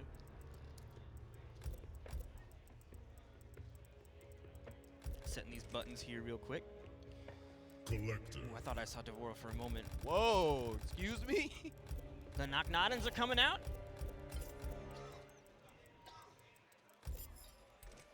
So looking to get a bit of a change of pace here. Yeah, this is a big change. Now, this is a character that Burrito Voorhees does play as well. He actually loves this character. He just personally doesn't think Collector has what it takes Okay. to hold up in high-level play. I believe I saw in pools he was playing a little Collector, so definitely a character that he's got in his arsenal. We'll see how it plays out. I mean, he won their last meeting, though, so I'm curious if he's just trying to shake it up and not give him anything to kind of read off of. Right, and not to mention, you know, in the recent patch, he was buffed as well across the board for his variations. So he does now have some extra tools to play with. You know, his tools have been buffed a little bit, has a little bit of an easy time out there. So it's going to be interesting to see how Burrito Voorhees goes in this regard. Absolutely. I think that Burrito has a good kind of mindset about it, that Collector is not as strong. Garrus is probably maybe a more tournament-strong character, but that doesn't mean that Collector can't do the work either. All of these characters in this game, even Shao, look at Video Games Yo, putting the work in. If you've got the time, and these sets, it's not like a first to 10, it's not a long set. You can definitely bamboozle them early. Definitely. All right, so we got Burrito Voorhees picking Collector. Player 2 side. Yeah, he's locked in. That wasn't some button check gimmick. This is real. Son of a bitch. Ooh, okay. Getting a little mouthy here, Sonya. Okay. Round 1. Fight. All right, what's the opening gambit? Just going to go ahead and straight with some zoning here, which is a little bit of a different kind of rundown from what Cusco's previous game plans have been going in.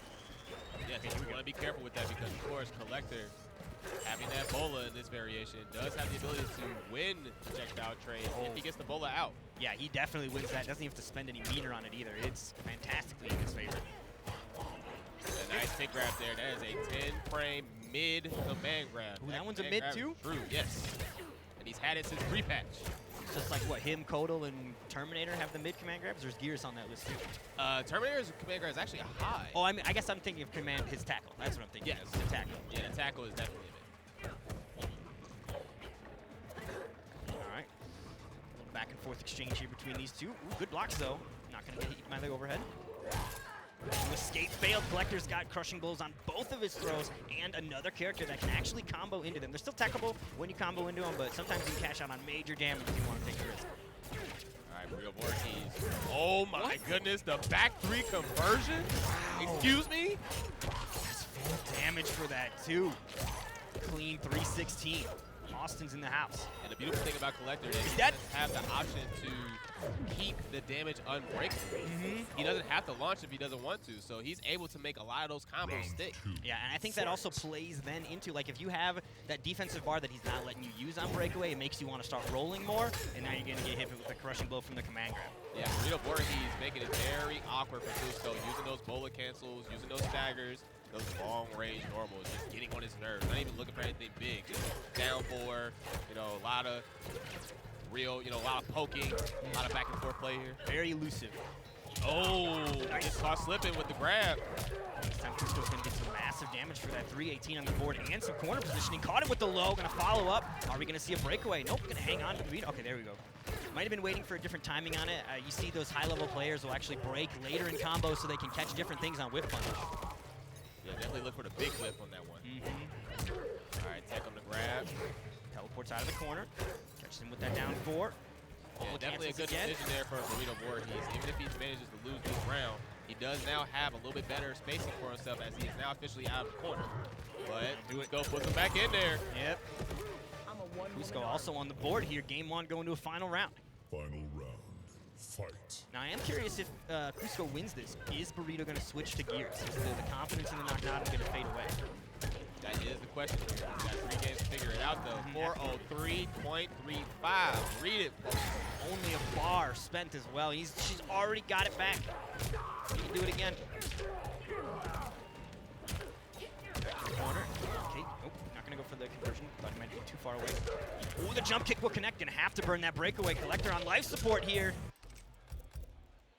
And there you have it. So he is immediately going to the character select screen, more than likely switching to Garrus. Yeah, I think we will see Gears, particularly considering that last matchup between them went the way of Burrito. So do a repeat of last time. And Burrito Voorhees opted to use that extra game to get a feel for the, for the set, right? I guess trying to see just how Collector would have stacked up in that matchup, not liking that matchup, opted to go back with the tried and true Garrus, of course. You tried, man. You can't get too mad at that. Yeah, absolutely. Especially in a 3 out of 5 situation, you've got those extra games to kind of experiment with. Definitely. So we are now moving into game number 2 in this first 3 sets. As Burrito Voorhees is now fighting for tournament life here as we are on the loser side of the bracket. It's been a crazy day. Absolutely. This has been a hell of a day. All right, some of your favorites are now eliminated. People you've never seen before, now in top 8, now in winners final. All right, some zoning coming out from Gears. And he is also playing the new era Gears. So he's not going to have access to those big combos. He's going to have the command grab setups and stuff. But we saw him making great, excellent work of that earlier. Yes, and he is also making use of that added space control with the sand guys in there. Actually zoning his Sonya. This has been pillar after pillar. And this is insane. This character that you normally see up close just beating up on people is actually playing the range game. He's playing it really well here, although no more room to run away with. This might be the time where Cusco can finally start getting some offense started. Yeah, but again, that's Garrus up there, so even if you get up close to him, it's still a dangerous time. Right, Gears is like the 6-frame poke and the flawless block on your counter pokes. You got to be worried about your own offense. It is ridiculous. And grab as well. 12-frame mid. That'll do it. And Gears taking round 1 here solidly as well. 700 health left on that life bar. All right, Burrito Voorhees taking that round. Definitely looking to even things up here. Changing up the pace for Cusco. Cusco trying to find an answer. Unable to tag him here. And the thing is these are, like, he can duck the rings, but you can't duck those sand pillars, so that chip is going to continue to add up.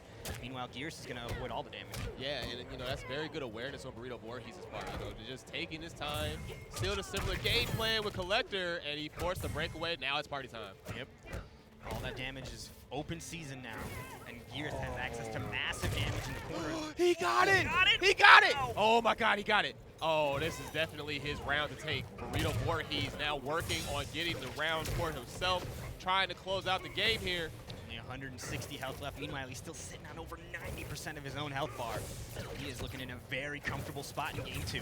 Burrito Voorhees turning it up here, understanding that Cusco just wants to get in. He needs to get in. Yep, one more hit will do it on last breath here almost. Oh, didn't get the defensive bar back in time, and Burrito will take it cleanly as well. Barely took any damage in both of those rounds. That was an excellent change for Burrito Voorhees. Definitely making the adjustments he needs, keeping Cusco off balance, not really allowing him to get started from any range, really.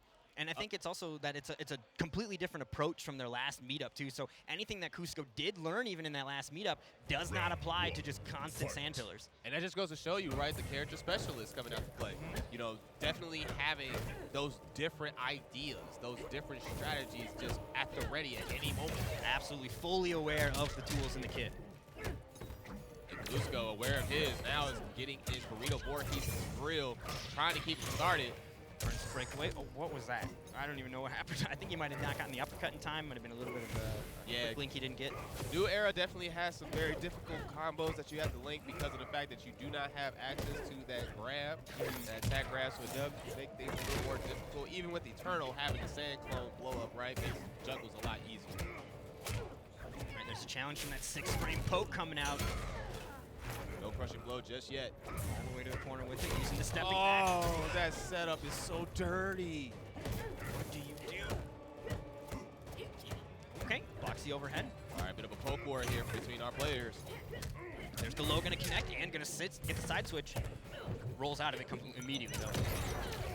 Target All right, down. Cusco here trying to get the round for himself. One more clean combo will do it. And this is also a completely different game plan. Oh, we got him! Goodness. The vacuum will suck him in, and that's also the 950 health beams. That's death, even though she was out of the, or didn't have her own fatal blow yet. Still gonna be enough damage here.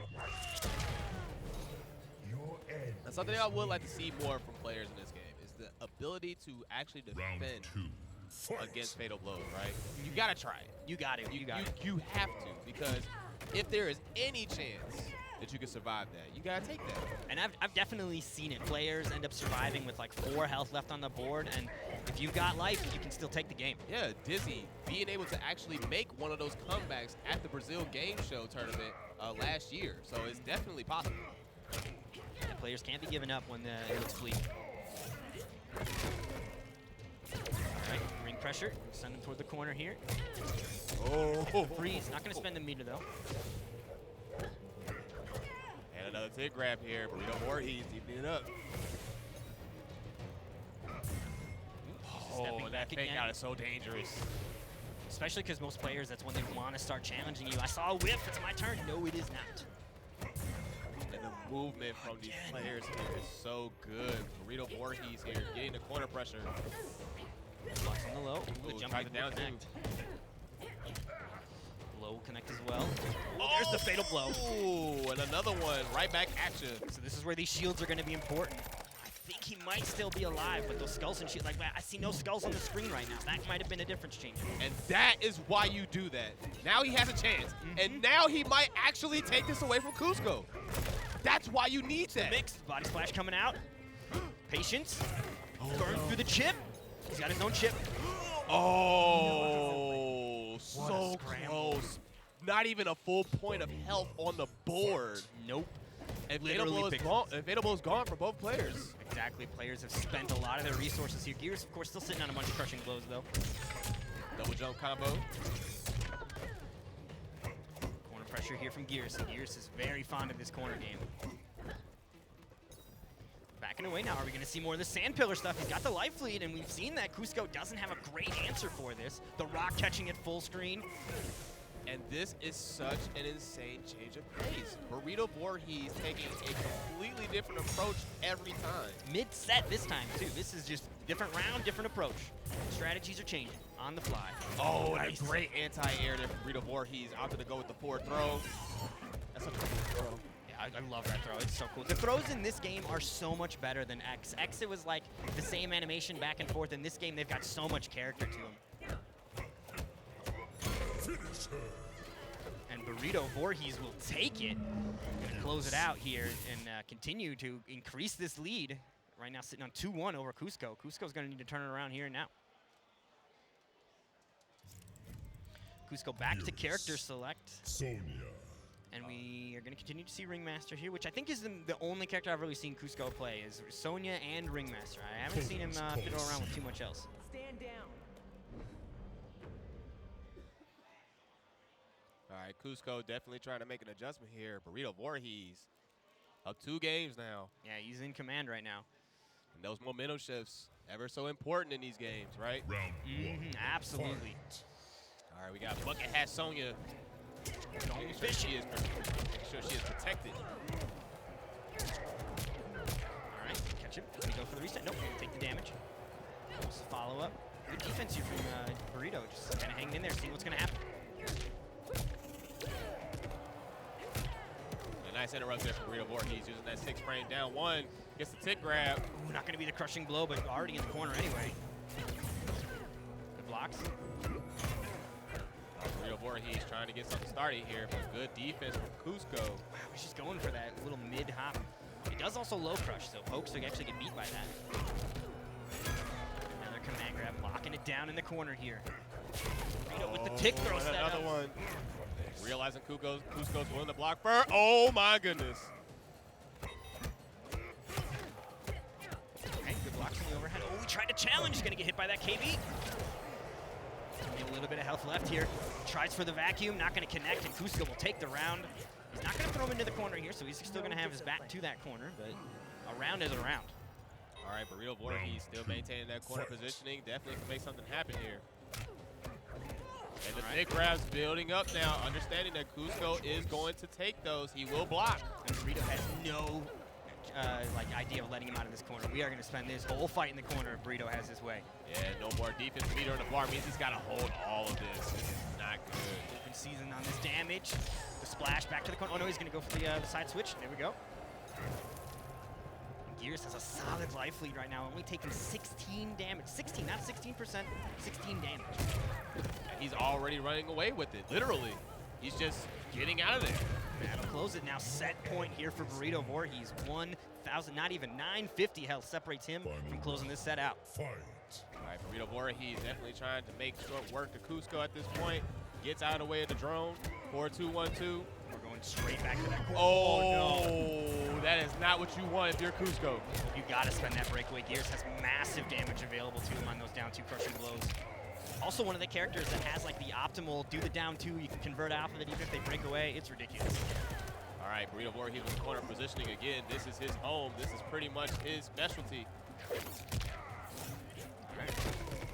Throw it a reset back to neutral here. Cusco looking to turn this around. Point blank with the rings. Good defense here from Burrito. Ooh, backing away, and there's the command grab. We're going to go right back to the corner. Is that going to crush too? Yes, it will. Oh, get dumped, son. Huge momentum shift. Burrito now has this life. Another command grab. Do it again. One more. It's all it takes. Back away. Sand pillar's out. You can't approach now. Cusco's feeling it. He has fatal blow. He's looking for it. He is now officially fishing, but he gets dunked on with the command grab. And gets scooped yet again. Those tick throws are really paying off here for Burrito Voorhees. Burrito Voorhees carrying Cusco all the way into elimination as he moves on into the top 8 side, into the loser side of top 8. Once again, folks, we have so many good matches here for you all. We are still here. We are moving forward in the bracket. So for those of you that are just now tuning in, for the winner side of the Frosty Faustings top 8 Mortal Kombat 11 bracket, you have K7 Show Off facing off against MCG's WillEndure. And on the loser side, you have Splash and you have Burrito Voorhees. Man, the final 4. Only 4 players remain here, but only one is going to be our victor. Definitely. So at this point, we are going to go ahead and see what's happening here. More than likely, we're going to move on with our winners finals match, which is K7 Show Off facing off against WillEndure, Sub-Zero against Cetrion, Mix Rushdown versus Pure Hardcore Zoning and Spacing. It's going to be very interesting to see how that goes. I also think it's winners finals, so I think this is like the second most important match of the tournament, because being able to get that winner side of grand finals is a huge boon going into that game, knowing you have only half the battle that your opponent does. Yeah, definitely. Being able to have that extra cushion, but it's a double-edged sword. Because the moment they get that reset, now you're in the danger zone. And you're just like, wow, I just really let that happen to me. Yeah, that can definitely be a big mental break. You got to have that fortitude up. All right, so New York in the building, of course, having two players, one on each side of the bracket, the top 8. And I gotta say, as a fellow member of Illusion, I am happy to see my Illusion boys here in top 8, top 4 even, potentially about to get a top 2 spot here if K7 can close this out. All right, and WillEndure going with upgraded Jackie. So no Cetrion here from the start. His Cetrion has been really solid. We even saw the abandonment of Jackie when she didn't cut it last time, but now he's gonna be going full in from the start here with Jackie. Let's see if it works out. K7, of course, going to stick with, oh, this might be a button check. So maybe it's a secret pick. Players do occasionally switch to a different character after the button check. But, of course, K7, as expected, we're going to see the Lin Kuei coming out. The Sub-Zero. All right, so this is going to be interesting here. So instead, we're going to have 2 mix-up heavy pressure-style characters facing off against each other. However, Jackie has the mobility advantage. I think what's going to end up playing is kind of like we saw with KP having a tool that he knew to go to. If K7 has the same thing, if back 2 starts to become the go-to every leap, that might start to discourage, as we saw WillEndure doing it a little less. But he's got to have a tool to actually do that, and see if he can use it. All right, going to burn the breakaway a little late. Trying to get that. Swing and a miss. All right, WillEndure trying to get something started here, but gets hit. No breakaway to stop this damage here. K7 get a clean 30% out of that. Oh, and a nice interrupt there. She's just leaping away here, trying to get out of that corner. Ooh, nice jump in though. It's gonna be full damage. Oh no, drops it and then it gets turned around. That is unfortunate here. K7 gonna maybe even take the round with that crushing blow. Will it kill? Yes, it will. That is so much damage. All right, and K7 show off having a very strong first round there. WillEndure definitely got to make some changes here. Blocks a dash punch. Ooh, nice short hop attempt, but K7 very prepared with that defense. Send him straight to the corner again. Another 270 on the board here. Throws him to open him up. This is sort of the caveat when it comes to playing your secondary, right? You don't necessarily have all the same, instincts with that character. You know the character, but it's obviously the character you have put less time into. So at that point, the decision making might not be there, the combos, might not be there, and at that point, it's just really a comfort thing. I agree. I think that there's going to ultimately just end up being more holes in your game plan of a character you spend less time on, and then if a player like K7, he will exploit those if he can find them too. So WillEndure's going to need to make sure he plays this. If he's going to stick with Jackie, he keeps playing it tight. Sub-Zero wins. All right, WillEndure possibly going to stick with Jackie. No, he is going to actually go to character select, which means the Cetrion might be coming out to play. We'll see. I think his Cetrion's really solid. I like watching it. I think maybe he doesn't like the matchup. Sub-Zero does have options for dealing with some of the zoning. I'm not sure of what exactly Sub-Zero's Ice Ball beat. Does it beat Hell's Wrath? I think that'd be the one I'm curious. Yeah, that is definitely the key question. I'm curious to see that myself because it's one of those matchups you don't get to see often. Once again, when's the last time you saw a Sub-Zero in top 8? Right, it doesn't happen often, and of course that doesn't mean you take the character. It doesn't mean you downplay chat. So don't do that. Got to keep him in line. It's different. Yeah. It's new. But all right, we're going to go ahead and go into the next match. Round 1, fight. We're going to immediately take to the skies here. Just firing that Hell's Wrath. I'm curious, since he's doing it, it might actually end up beating it or have like an interesting angle on it since he's so free to do it. Or so comfortable just letting it rip. All right, here's the freeze though from K7. Push toward the corner. Catches him with the shoulder as well. Nice, clean 30% every time. All right, WillEndure got the correct positioning here. Definitely trying to make up real estate for himself. Nice conversion. All right, ground pound. Ooh, and there we go. See, there's that amplified ice ball. Oh, going to go straight through a lot of those zoning options from WillEndure. Jumps over the Hell's Wrath. Wow, what a call out. K7 in there. Sub-Zero, one of those few male characters that actually has a smaller hurt box than traditionally speaking. So he does have some ways to get around some things that other male characters don't. Does he do the typical ninja flip too? Yeah, he's got the ninja flip, so he's got that smaller airborne hitbox as well. Makes it a lot easier to jump over that Hell's Wrath. And a flawless block on that. And K7 came to play. Round 2, fight. All right, ooh, nice. There's that back two, gonna interrupt the string. Full corner pressure here. No meter to stop it either. Gonna collapse the ribcage. 31% on the board here for K7. Hasn't been touched yet. Gonna continue to increase this lead here as well. All right, there's the freeze. Is this gonna be a flawless? I think he just flawless too. Not yet. Not yet. One hit left. Oh, what a read. That is a heartbreaker. That's got to do some mental damage. See if he can shake it off, though. It does the other fatal. There we To go. watch both of them. Mix it up. WillEndure's really got to shake that off, though. He cannot let that get to him. K7 looks to have WillEndure's number right now. Sub-Zero. Yeah, that was dominant. Flawless victory. Well played. I mean, every mix was guessed wrong, basically. All right, K7 show off, possibly offering us the first 3-0 of top 8. It's shocking that that hasn't happened yet. Sub-Zero. Yeah, right? These guys are fighters, though. The tenacity in these players, they are not giving up easy. All right, WillEndure, he's been in this position before, so it's curious, it's interesting to see how he takes this and turns it around. Noob Saibot. Noob And Saibot. Saibot. I'm a Noob Saibot player, so I am totally fine with seeing this character come out here. Top 8 Noob Saibot, let's get it. A little bit lore battle here for top 8. Older brother versus younger brother. Definitely curious to see how this goes. Rush down versus zoning. Fight. WillEndure going with the seeing double variation, so he's going to have access to basically going to be able to actually kind of get that clone crushing blow as well. 35% projectile, I'll take it. All right, jumps out of the corner here. And there's the freeze. He's going to get chased down. K7 still hunting him down. Pushes him straight back to the corner as well. Oh, man, this is going to be another flawless victory. He's going to clap out of the cage. Yeah, he needs to adjust now. Back-to-back flawless victories.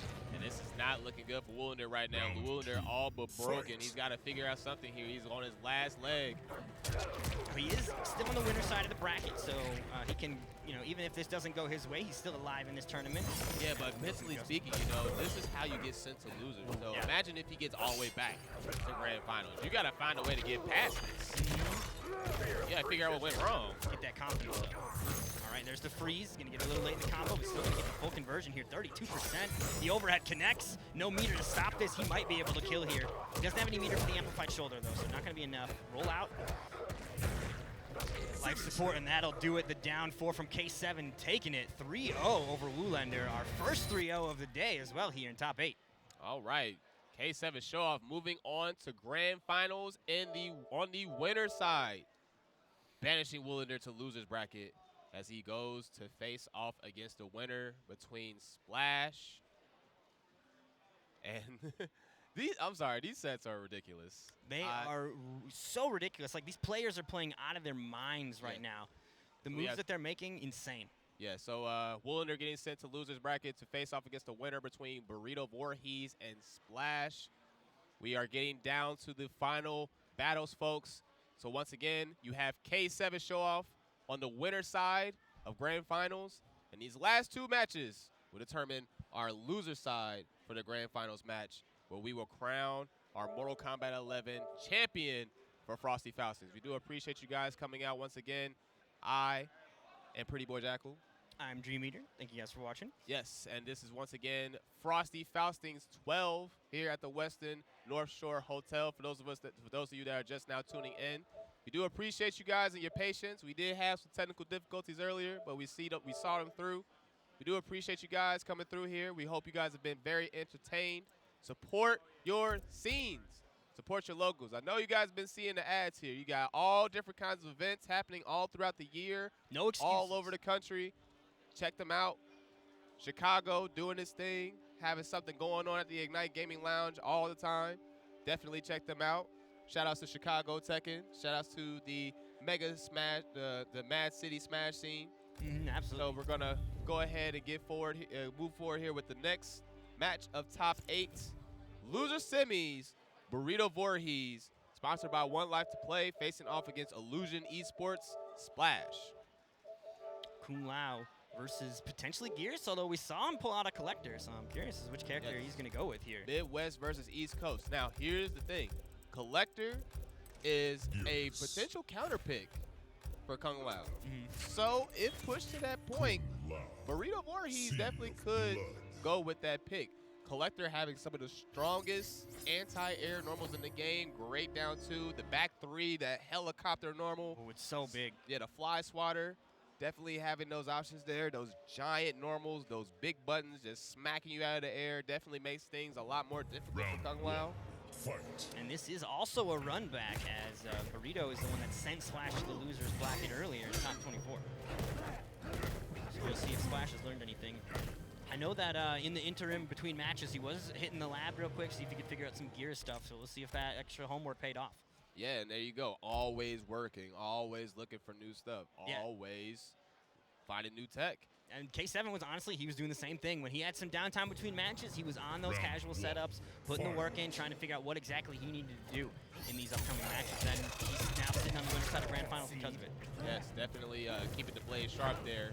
Now Splash getting an early start, using the breakaway, but that is not good stuff early on. Especially for Kung Lao, it's going to shut down a lot of his offense as well, and no more access to those orbiting hats. All right, nice anti-air. Throws him out of the corner. Point blank, though, body splash back to the corner with him. And again, these throws are just going to eat away at this health from Splash. And another big grab. Burrito Voorhees stacking that damage. Understanding that Splash wants to get out of the corner, and a nice micro upward finish. Very smart play there from Burrito Voorhees. Taking round one. Splash gonna need to adjust, gonna need to deal with these throws somehow. See if he can do it. All right, Burrito Voorhees maintaining the corner position here. And now switching it up. Now switching to the lane Garrus, the zoning Garrus, the patient Garrus. Force them to come to you. Especially because it allows them to get access to kind of, let them hang themselves. If they start to get overextending, you can definitely punish that. Got a nice interrupt there for Burrito Voorhees. Good grab. Almost follow. We're going to see another one. Nope. Okay, caught him this time. In their previous set, Burrito did not get caught by the orbiting hat. Never. Oh, and he finally gets it after Soccer career is over. After so many times of searching, he has finally found it. That's one of the hardest hitting crushing blows in the game as well. I think it might actually be. Oh, and a short hop on the command grab. A hell of a read there from Splash. Splash looking to make this comeback here. Not enough to kill here, but he's going to be one combo away from doing it. Oh, he's going to wow, the blow. optimization there from Splash. He wants this damage here. He's going to be a throw away from killing after this. He's boosting it too. He's trying to get all the damage he can get. 440. Oh. Throw instead going to come from Burrito. And that's going to be game one going the way of the Time Titan. And Burrito Voorhees definitely getting a good start there. Don't you just love this character? Gears is honestly really ridiculous. I think that the new characters they've added into this game, Gears, Collector, I think they did a really good job with them, though. They feel right. The only thing I don't like about Gears is that he means no more Tremor. That's my sign. Is he's got his down four, he's got his big fist, and I was a Tremor player, so yeah, that's the only like. They gave the Earth normals to the Sand guy. Yeah. All right, here we go. Full conversion. Burrito also going to hang on to this damage here, going to save that defensive meter. It's caught again. Is he going to burn it this time off the launcher? All right, Splash turning things around immediately. Now in the corner positioning, the pressure, the damage with the micro duck. Got caught. Oh, this is not good. Is he going to keep carrying this momentum? Kung Lao just needs to rewrite the ship. Get back on top. Splash trying to hang on to that meter. Oh no, and he gets caught, but not a counter. No crushing blow. Okay, I thought his leg was gone again. Oh no! Wow. The forbidden tech.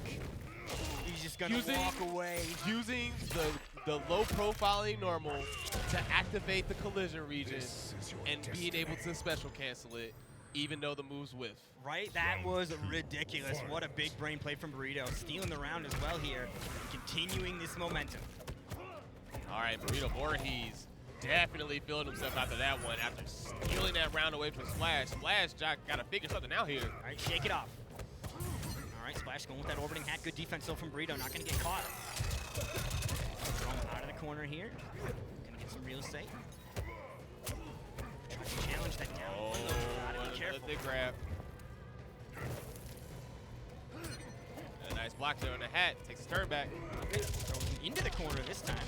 I think he's noticing that Burrito's not trying to tech, so he might be just like, I need to put you where I want you and not worry about these tech escapes. But be careful because Burrito Voorhees, as he's shown, is willing to duck those. God. He's got no breakaway. I think he's dead. This'll do it. Oh, Yep. yeah, he's definitely dead. That's one of the risks about playing Kung Lao is that your offense kind of takes away your defense because he's got to spend those defensive bars. And in situations like that, I think it was actually on the hat being gone, but that little bit of window where you don't have your breakaway is enough time for Burrito to tack that damage on and close it out. All right. Now Splash trying to figure something out here. Burrito Voorhees on a clinic. Definitely not happy about being sent to losers earlier. He's definitely going to want that run back. All right, so what is going to be the change here from Splash? Are we going to see some adjustment here in the strategy? Right now, Burrito 2 up. Splash needs to do something different.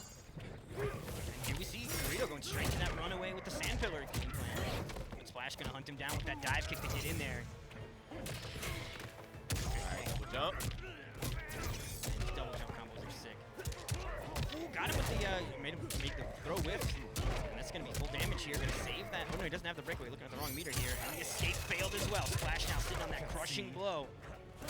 Oh, and a nice anti-air and a almost conversion. I think this is enough to kill here. He does have the meter. Going to spend it on this. Oh, doesn't even need to actually. So Splash now finally on the board, coming alive here. Fight. All right, Splash definitely trying to get on the board here. Gets around. Got the corner pressure, so now this is his chance to shine. This is what Kung Lao does. Okay, turns the breakaway. Now we're just looking to continue the offense. Now, right now, Pierce has no breakaway options, so, or no defensive options even. It's time for you to go in. Got him. Okay, here we go. One. He doesn't have the spin for the amplify, but still going to get a regular spin combo. Decent 375 and no meter needed. Wow. And that'll do it. Splash closing it out quickly here in game 3. We've seen the reverse 3-0s before. Is this potentially another one? All right, Splash on the board officially now. We are 2-1 in top 8, folks. This is loser side, so loser is forced Round 1. to spectator Fight. mode as the winner moves on to face. Splash starting things off with a throw again. Splash made some significant adjustments in that last fight. If he can keep that kind of pressure going, this might turn it around here. Catches him this time with the orbiting hat. Here's trying to take his turn. Oh, he tried to make it work, but it did not stick. That is unfortunate. No meter to get out of it. That breakaway finally coming back, but too late in the combo now. All right, there's a trade between the two. The kick Big throw. grab. This is how it starts. Burrito Voorhees getting a feel for himself. Splash is sitting there blocking, trying to figure out what Burrito's going to do. Jumps out. Wasn't close enough for any kind of conversion, but he's out of the corner, and he's got his opponent locked down here. Flawless blocks. All right, so back and forth from here. Puts him up with a throw. 187 damage left. Oh, that was dangerous. Fatal blows on the table. Oh, okay. Not going to kill, but it's going to be close. Oh, my. I think if he would have kicked him, he would have killed him, but he was going for an empty jump over, it looked like. And Burrito just going to put the vacuum plugged in and take the round. And that is another one stolen. Burrito Voorhees. That point. Notorious for those. Round 2. Fight. Battle of the robbery characters.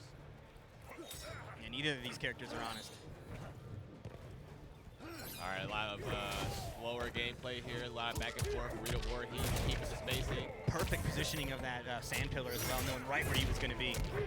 Yeah, but Splash taking it to him. Definitely getting some real estate for himself. 307 gets in there. Trying to get this round. Okay. Ooh, okay, that's going to be safe. It is a high. You can duck that, though, but... And this time the orbiting hat coming out. Caught him with a follow-up.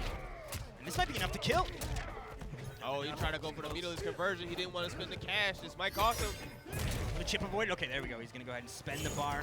So that time he will spend the cash, and that will take the round here for Splash. Final round.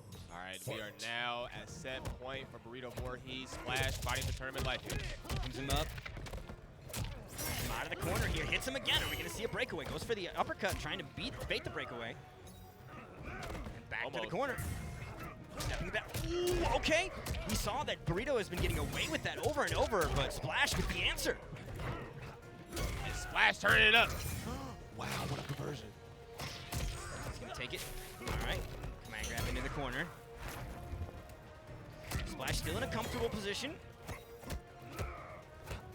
Maintain composure. Gears looking to open him up here, though. Oh, there it is. There it is. He understands he's willing to block now. Yeah, if you're going to block all day, I have answers. Oh, no, this is not good. Burrito Voorhees trying to rob him again. No. He didn't follow up. Oh, no. Oh, my God, he's done it. Oh, my God. What a scramble at the end. He got the body splash, but he didn't follow up, and Splash able to hang in there. You gotta believe. You gotta believe. You have to. At this stage, you have to. You have no room for doubt. Nope. You cannot doubt. Because that just cost him big time here. Splash now at that point where he's tied the set up. The momentum is going to be in his favor. Burrito's going to have to kind of get the composure back together if he's going to keep this set in his side. Fight. All right, folks, we are at the last game of the set. Game number 5. Splash starting things off again with these throws. Okay, here we go. Full combo. Burrito continuing to hang on to that defensive bar. He is comfortable with letting Splash get some of this damage, it seems.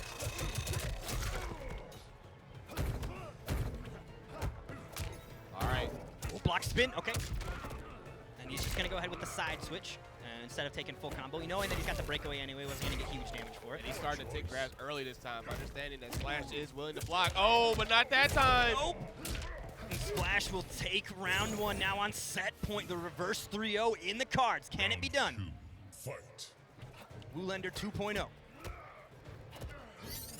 right, the forward grab will do it. All right, pushing toward the corner, opens him up yet again with the throw. And Splash has been doing such a great job of reacting to staggers. Definitely pretty much taking his turn almost every time, keeping Burrito Voorhees honest. Burrito Voorhees is still trying to take those turns, but Splash has been doing a really good job of, just throwing those normals out to make sure that he understands. Absolutely, his challenge has been on point. Take a clean 30% off that health bar here. Burrito gets some corner pressure going, catches him with the tick throw again, noticing that, like we said, Splash has been blocking a lot on that. All right, Burrito Voorhees playing it safe this time. He's going to go ahead and run away. He is willing to give him an opportunity to get out of the corner to make sure that he maintains that space. Look at the use of those sand geysers. And the way he's been using those sand pillars to beat the dive kick attempts to kind of move around is really great. Failed to impress. All right, 420 health left for Burrito. Fatal blow available here for Splash. Next hit could close it out. Oh, that's not good. Pillars up. Dive kicks across it. Oh, it's like he wanted to get hit by it. He's got it. Fatal blow. Yep, it's going to beat the breakaway as well, and Splash is looking to take this here. Shields and skulls, you got to push the buttons. Oh, that's it. Yep, that's it. That's it. Reverse 3-0. Again. Splash takes it. Very well done by Splash, especially because that was the run back. So he definitely, that time in the lab, that time kind of thinking about what went wrong, totally paying off for him, and he's going to turn it around here. Reversing time, basically, rewriting the history books. Splash. And he's feeling it right now. He's like, man, they are giving, man. Even WillEndure's like, ugh, that was ugly. These matches are ugly, folks. Nothing's pretty over here. This is pretty exciting. We are potentially about to have an Illusion Grand Finals, which for me, as a fellow member of Illusion, I am super hyped for that. Yeah, but team kills are always no fun. You definitely, In Grand if there's Finals, any, yeah, if there's any scenario where it's not so bad, yeah, Grand Finals will be it, right? Yeah, that's definitely the place where, somebody's got to lose. They can't, collude and walk out. Right. I told him I was going to take Sake, so it's fine. Yeah, we already prearranged this part. Don't worry. Yeah, we just had to make it exciting for you guys. All right, so for those of you just now tuning in, we are getting down to the final battles of MK11 Top 8 right here at Frosty Faustings XII. We are now at our losers finals with WillEndure facing off against Splash from New York. And of course, you have K7 Show Off awaiting on the Yep. winner side of Grand Finals. So the winner of this will move on to face the man, the myth, the Sub-Zero player, K7. K7 show off a really solid player, too. I mean, he put in the work to get to Grand Finals on the winner's side. He's absolutely deserved it, and now he is patiently waiting to see who he is going to be up against in our next matchup. Definitely. So we are going to go ahead and have Splash pick his patented Kung Lao, and WillEndure, understanding, stick with what you know best. Yeah. Pick Cetrion right off the bat. Right, no more Jackie Briggs. It seems it's unfortunate, but Jackie Briggs has not been cutting it here for WillEndure. So I'm curious now in the potential final fight if he's just going to stick all the way with Cetrion here. I think he should. His Cetrion has been so solid. And this is also a possible problematic matchup for Kung Lao here. Kung Lao thriving off of the up-close pressure, and Cetrion having all the tools to basically pop him out of the air. All right, some jump 3 action here from Splash. Tries to counter poke, gets hit.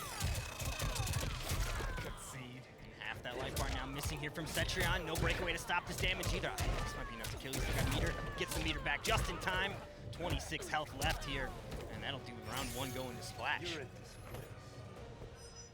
All right, Cetrion out of the corner. WillEndure has a chance to make something happen for himself here in this round.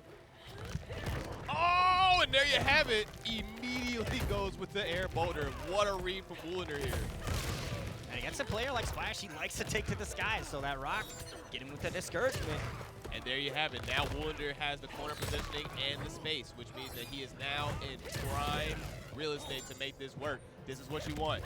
You want the space, you want to keep away. Kung Lao not really being able to do too much against that. However, Splash getting creative. This is a completely different pace than what we saw in that first round, but now Splash starting to get that offense going. Ooh, gets challenged. WillEndure going to send him back to full screen, catches him with the boulder, or the pillar. I don't know what that's called, honestly.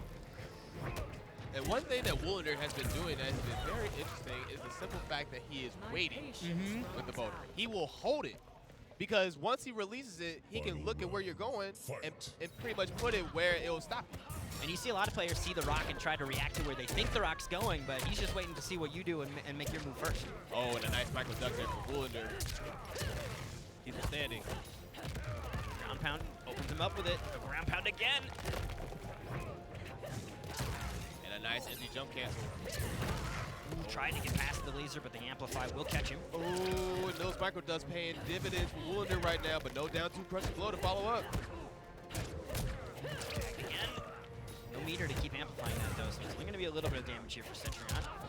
All right, there we go. Full combo. No breakaway available either, so he's going to get all of this damage. 280. Oh. Lets it rip. No fear. He's got armor, and he's going to take the round as well. It's the final round. You can't take it with you, so you might as well use it. And a nice boost there. And he takes the game. WillEndure going up a game against Splash. Yeah, he's on the board first, and that's very important. Set the tone early. Set the pace. And Splash is a committed Kung Lao main. There is no secondary here. So no, he has got to figure this out. He has got to figure this out for himself. No matter what. This is it. Okay, sitting there while he whiffs a bunch of jabs. Almost thought it was a button check for a second. Right? Trying to build some third strike meter. All right, so back and forth here. Splash trying to get a hit, breakaway, and a counter for the crushing blow. It's going to be Splash. No breakaway to stop it either. 362 on the board here. WillEndure continuing the offense.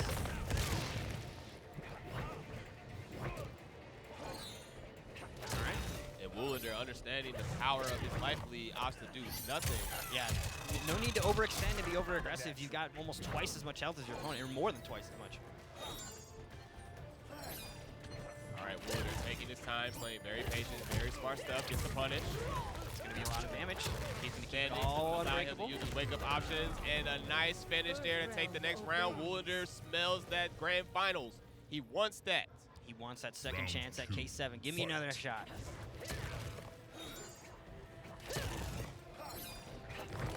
I'm curious if part of this might be that Splash has not run into a lot of players that are playing Force of Nature. Cetrion is already, there's only a couple players that can really put this character to its full potential, and most of them are not playing Force of Nature.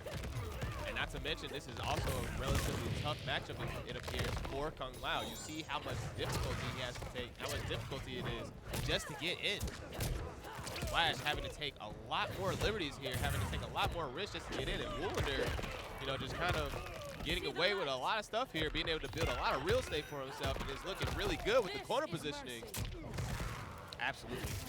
Here we go, continuing the corner pressure, and that'll do it. WillEndure now up 2-0 over Splash. I should have picked this one sooner. Right? I should have did this last time. Jackie is never coming out again. Oh, no, she's definitely benched for the rest of the day. WillEndure is feeling the Elder Goddess. He's got to keep it. Ooh, looks like Splash asking for some help. All right, stabs. Man, I don't know what's going on here. This guy's just throwing stuff, and I keep getting hit. All right, look, man, this is what you got to do. You're going to block. You're going to walk. It's going to suck. No more It's gonna jumping. suck a lot, but you can't jump, all right? You got to stop that. Splash is like, what do you mean I can't jump? I should just put the controller down. Yeah, like, it's what I do. This is my Right. character. This is what I do. Look, man, I'm trying to tell you, okay? Cetrion. You don't play around with that, all right? Remember, only jump when you're in her face. When you are at distance, you walk. All right, you hear me? Walk. Kung Kung Lao. Lao hates walking. Tarkatan War. Absolutely hates it.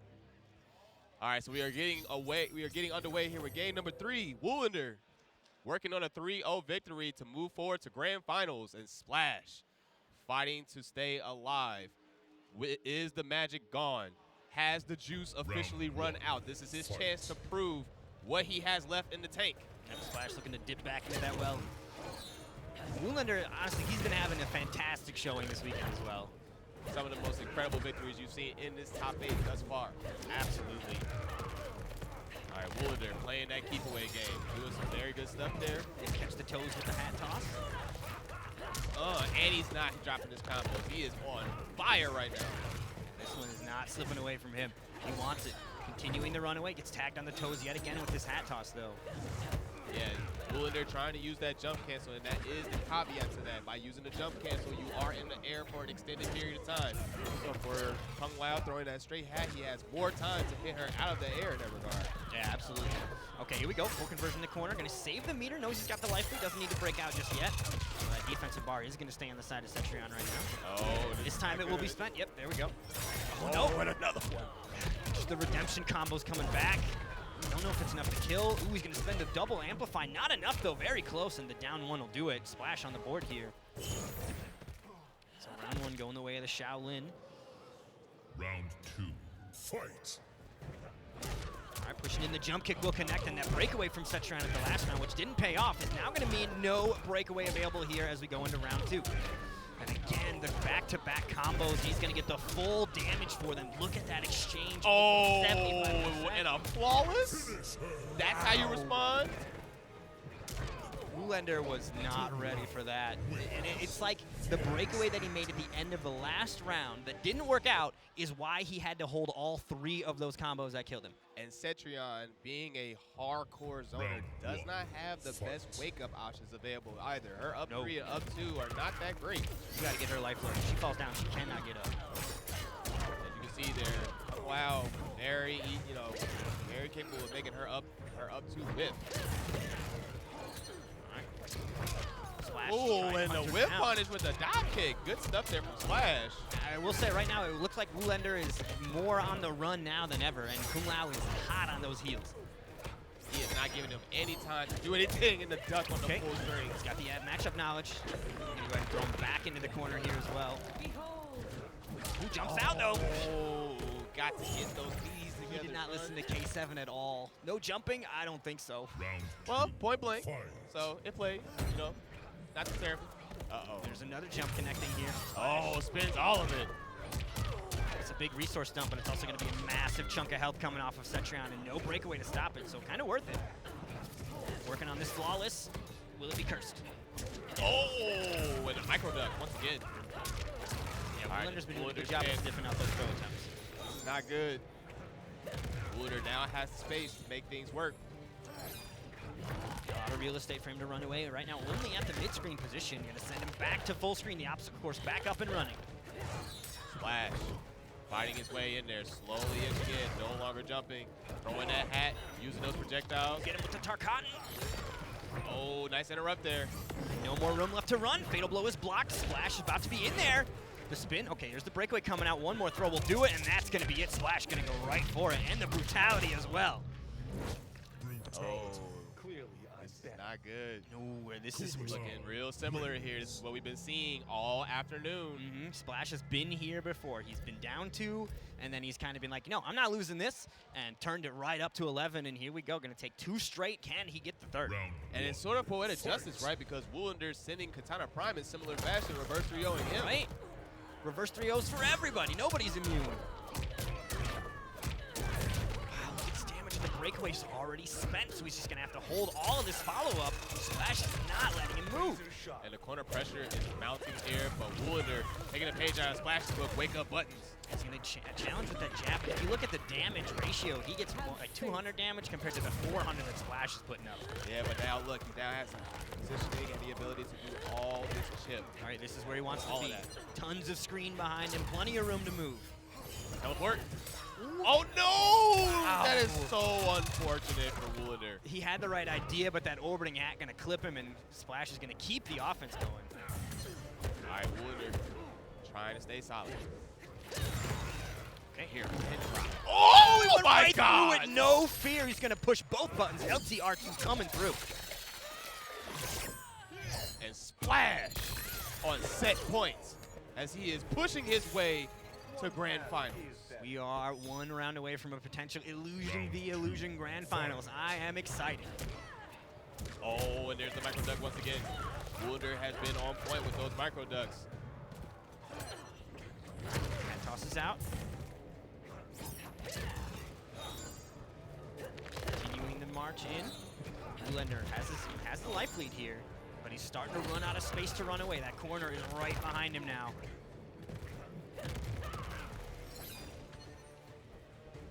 All right, WillEndure trying not to get Caught opened him. up, but Splash spins the cash. Immediate breakaway. Splash spent 4 bars. Setri only spent 2. I think that might be in her favor. Yeah. All right, WillEndure trying to find his way out here. The rock will catch him overhead. This time blocking the overhead though, and this is going to be damage. He's going to get the launcher. No breakaway to stop this. That's going to be the life lead going back. Wake to up Splash. buttons Never mind. again. All right, it's anybody's game. WillEndure needs the ground.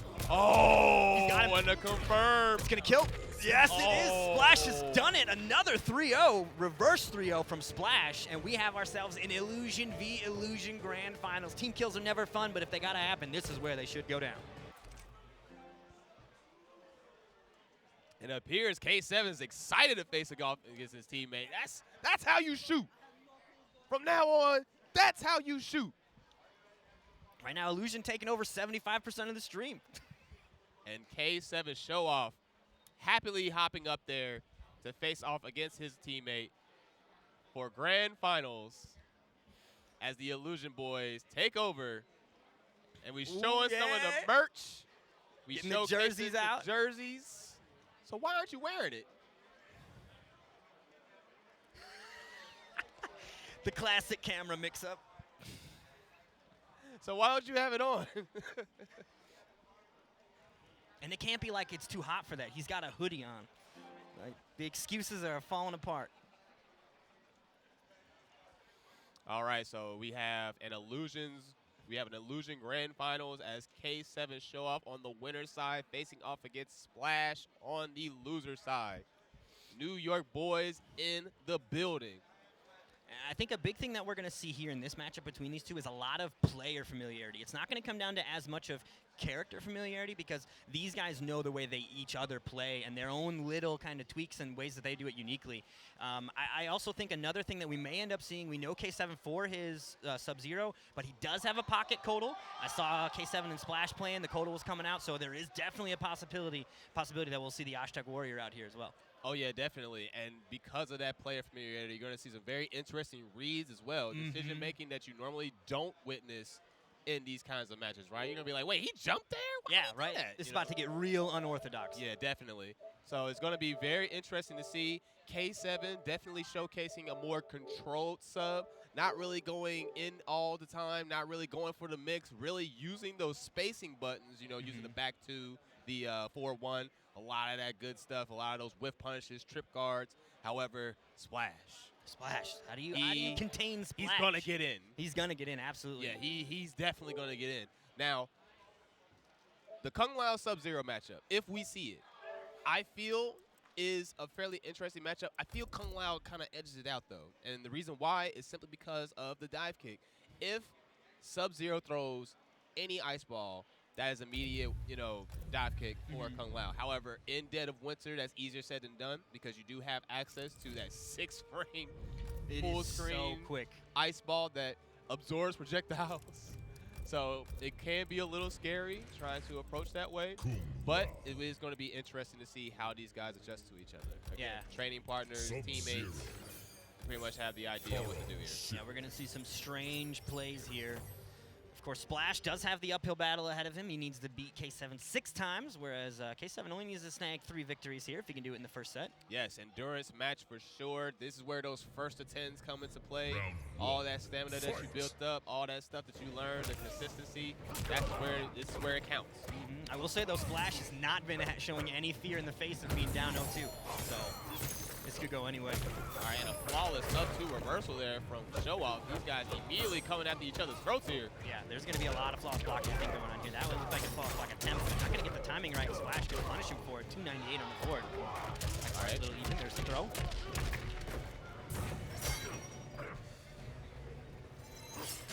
All right, nice duck.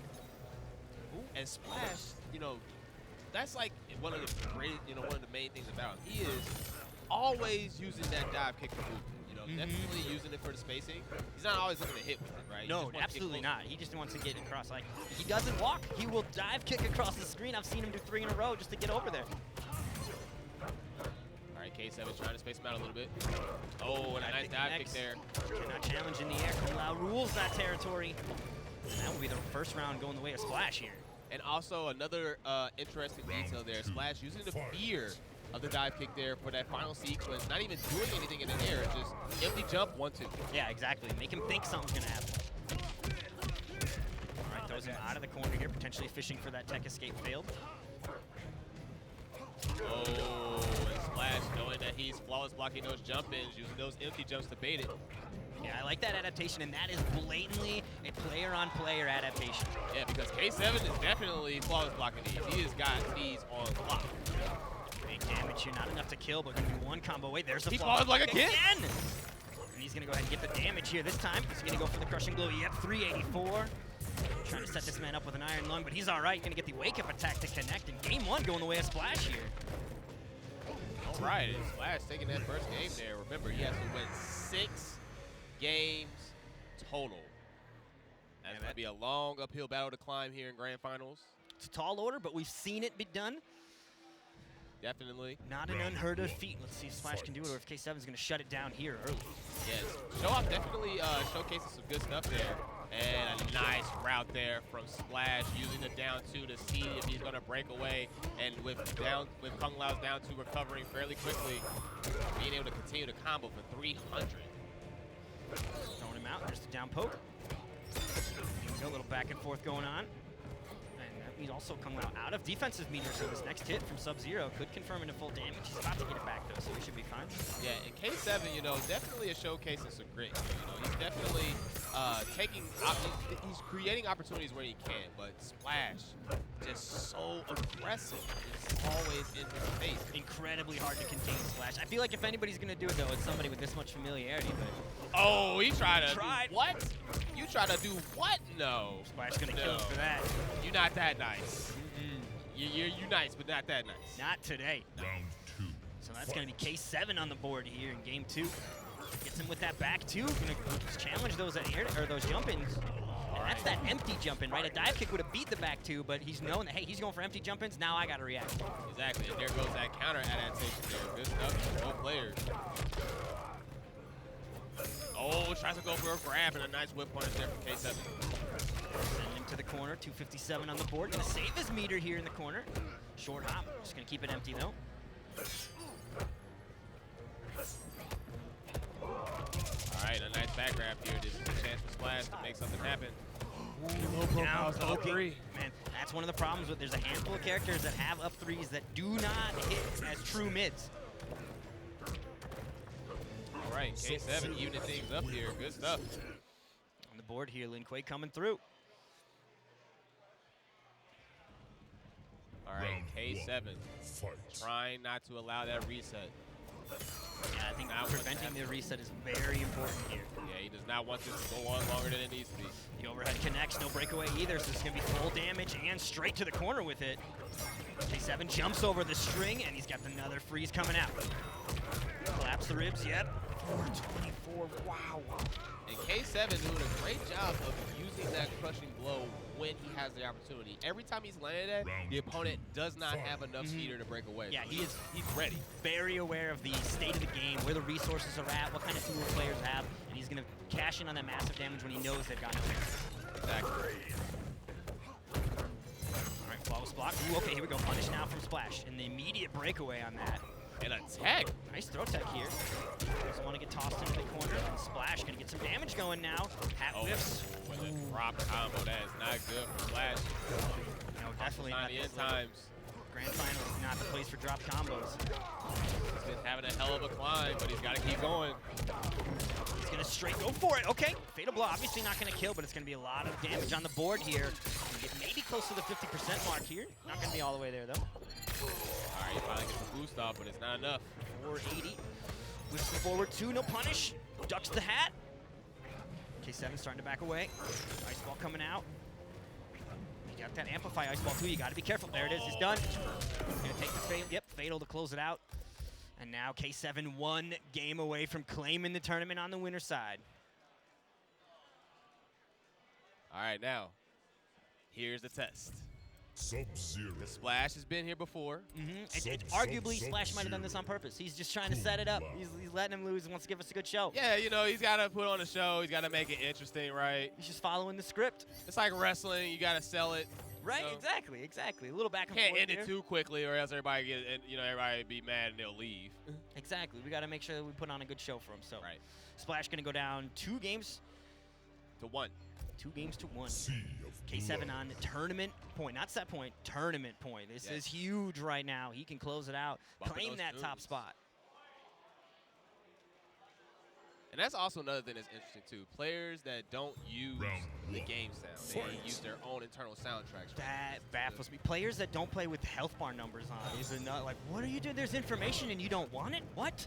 Hey, man, you know, you like what you like. What works for you, what works for you. Exactly. And we're seeing a lot more reserve play here from Splash. He's definitely waiting to see where those shots are. He's definitely not trying to go in and put himself in a position that can get him hurt. Yeah, he sees he's only got a short bit of rope left, so he doesn't want to spend it too quickly. All right, so back and forth action here. Pretty much even on health. Send him toward the corner, whiffs the throw, and K7's going to punish him for that. Are we going to see a breakaway? Nope, he's going to go ahead and crack the ribs there. 393. That is so much damage, and he gets that mid-screen too. Yeah, and every time he lands, they just put you in. Every time he lands, they just put you in such a terrible position, right? Yeah, you don't want to be So much all the way over there. Yeah, 40% of your bars. Look at that. Oh, Hit up with 3. that. Splash not out of it yet.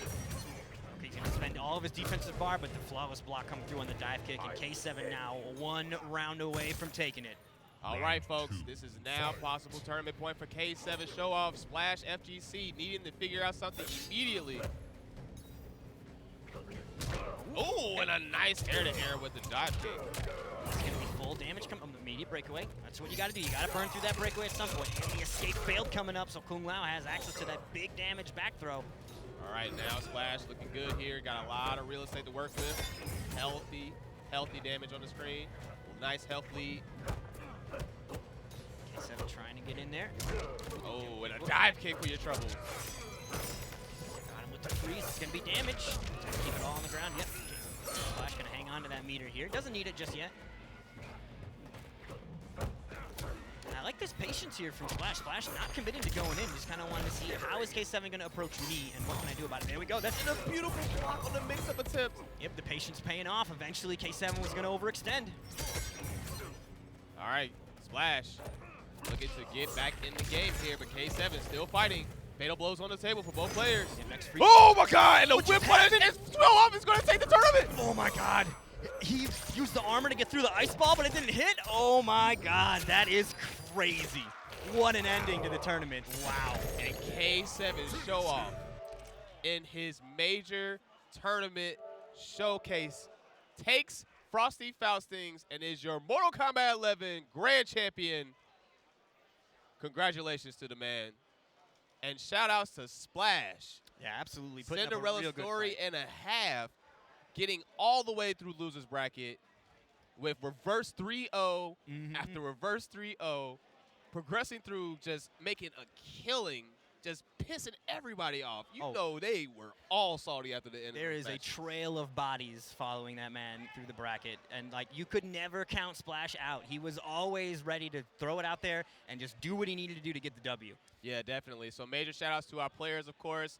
Shout-outs to everyone who came out to compete this weekend. We appreciate you all. Continue supporting the scene. Continue supporting Mortal Kombat 11. Continue supporting your locals. Do all of that. We appreciate everybody who came through here to tune in. We hope you enjoyed yourselves. We definitely had some good times. We definitely had some nightmares on the screen.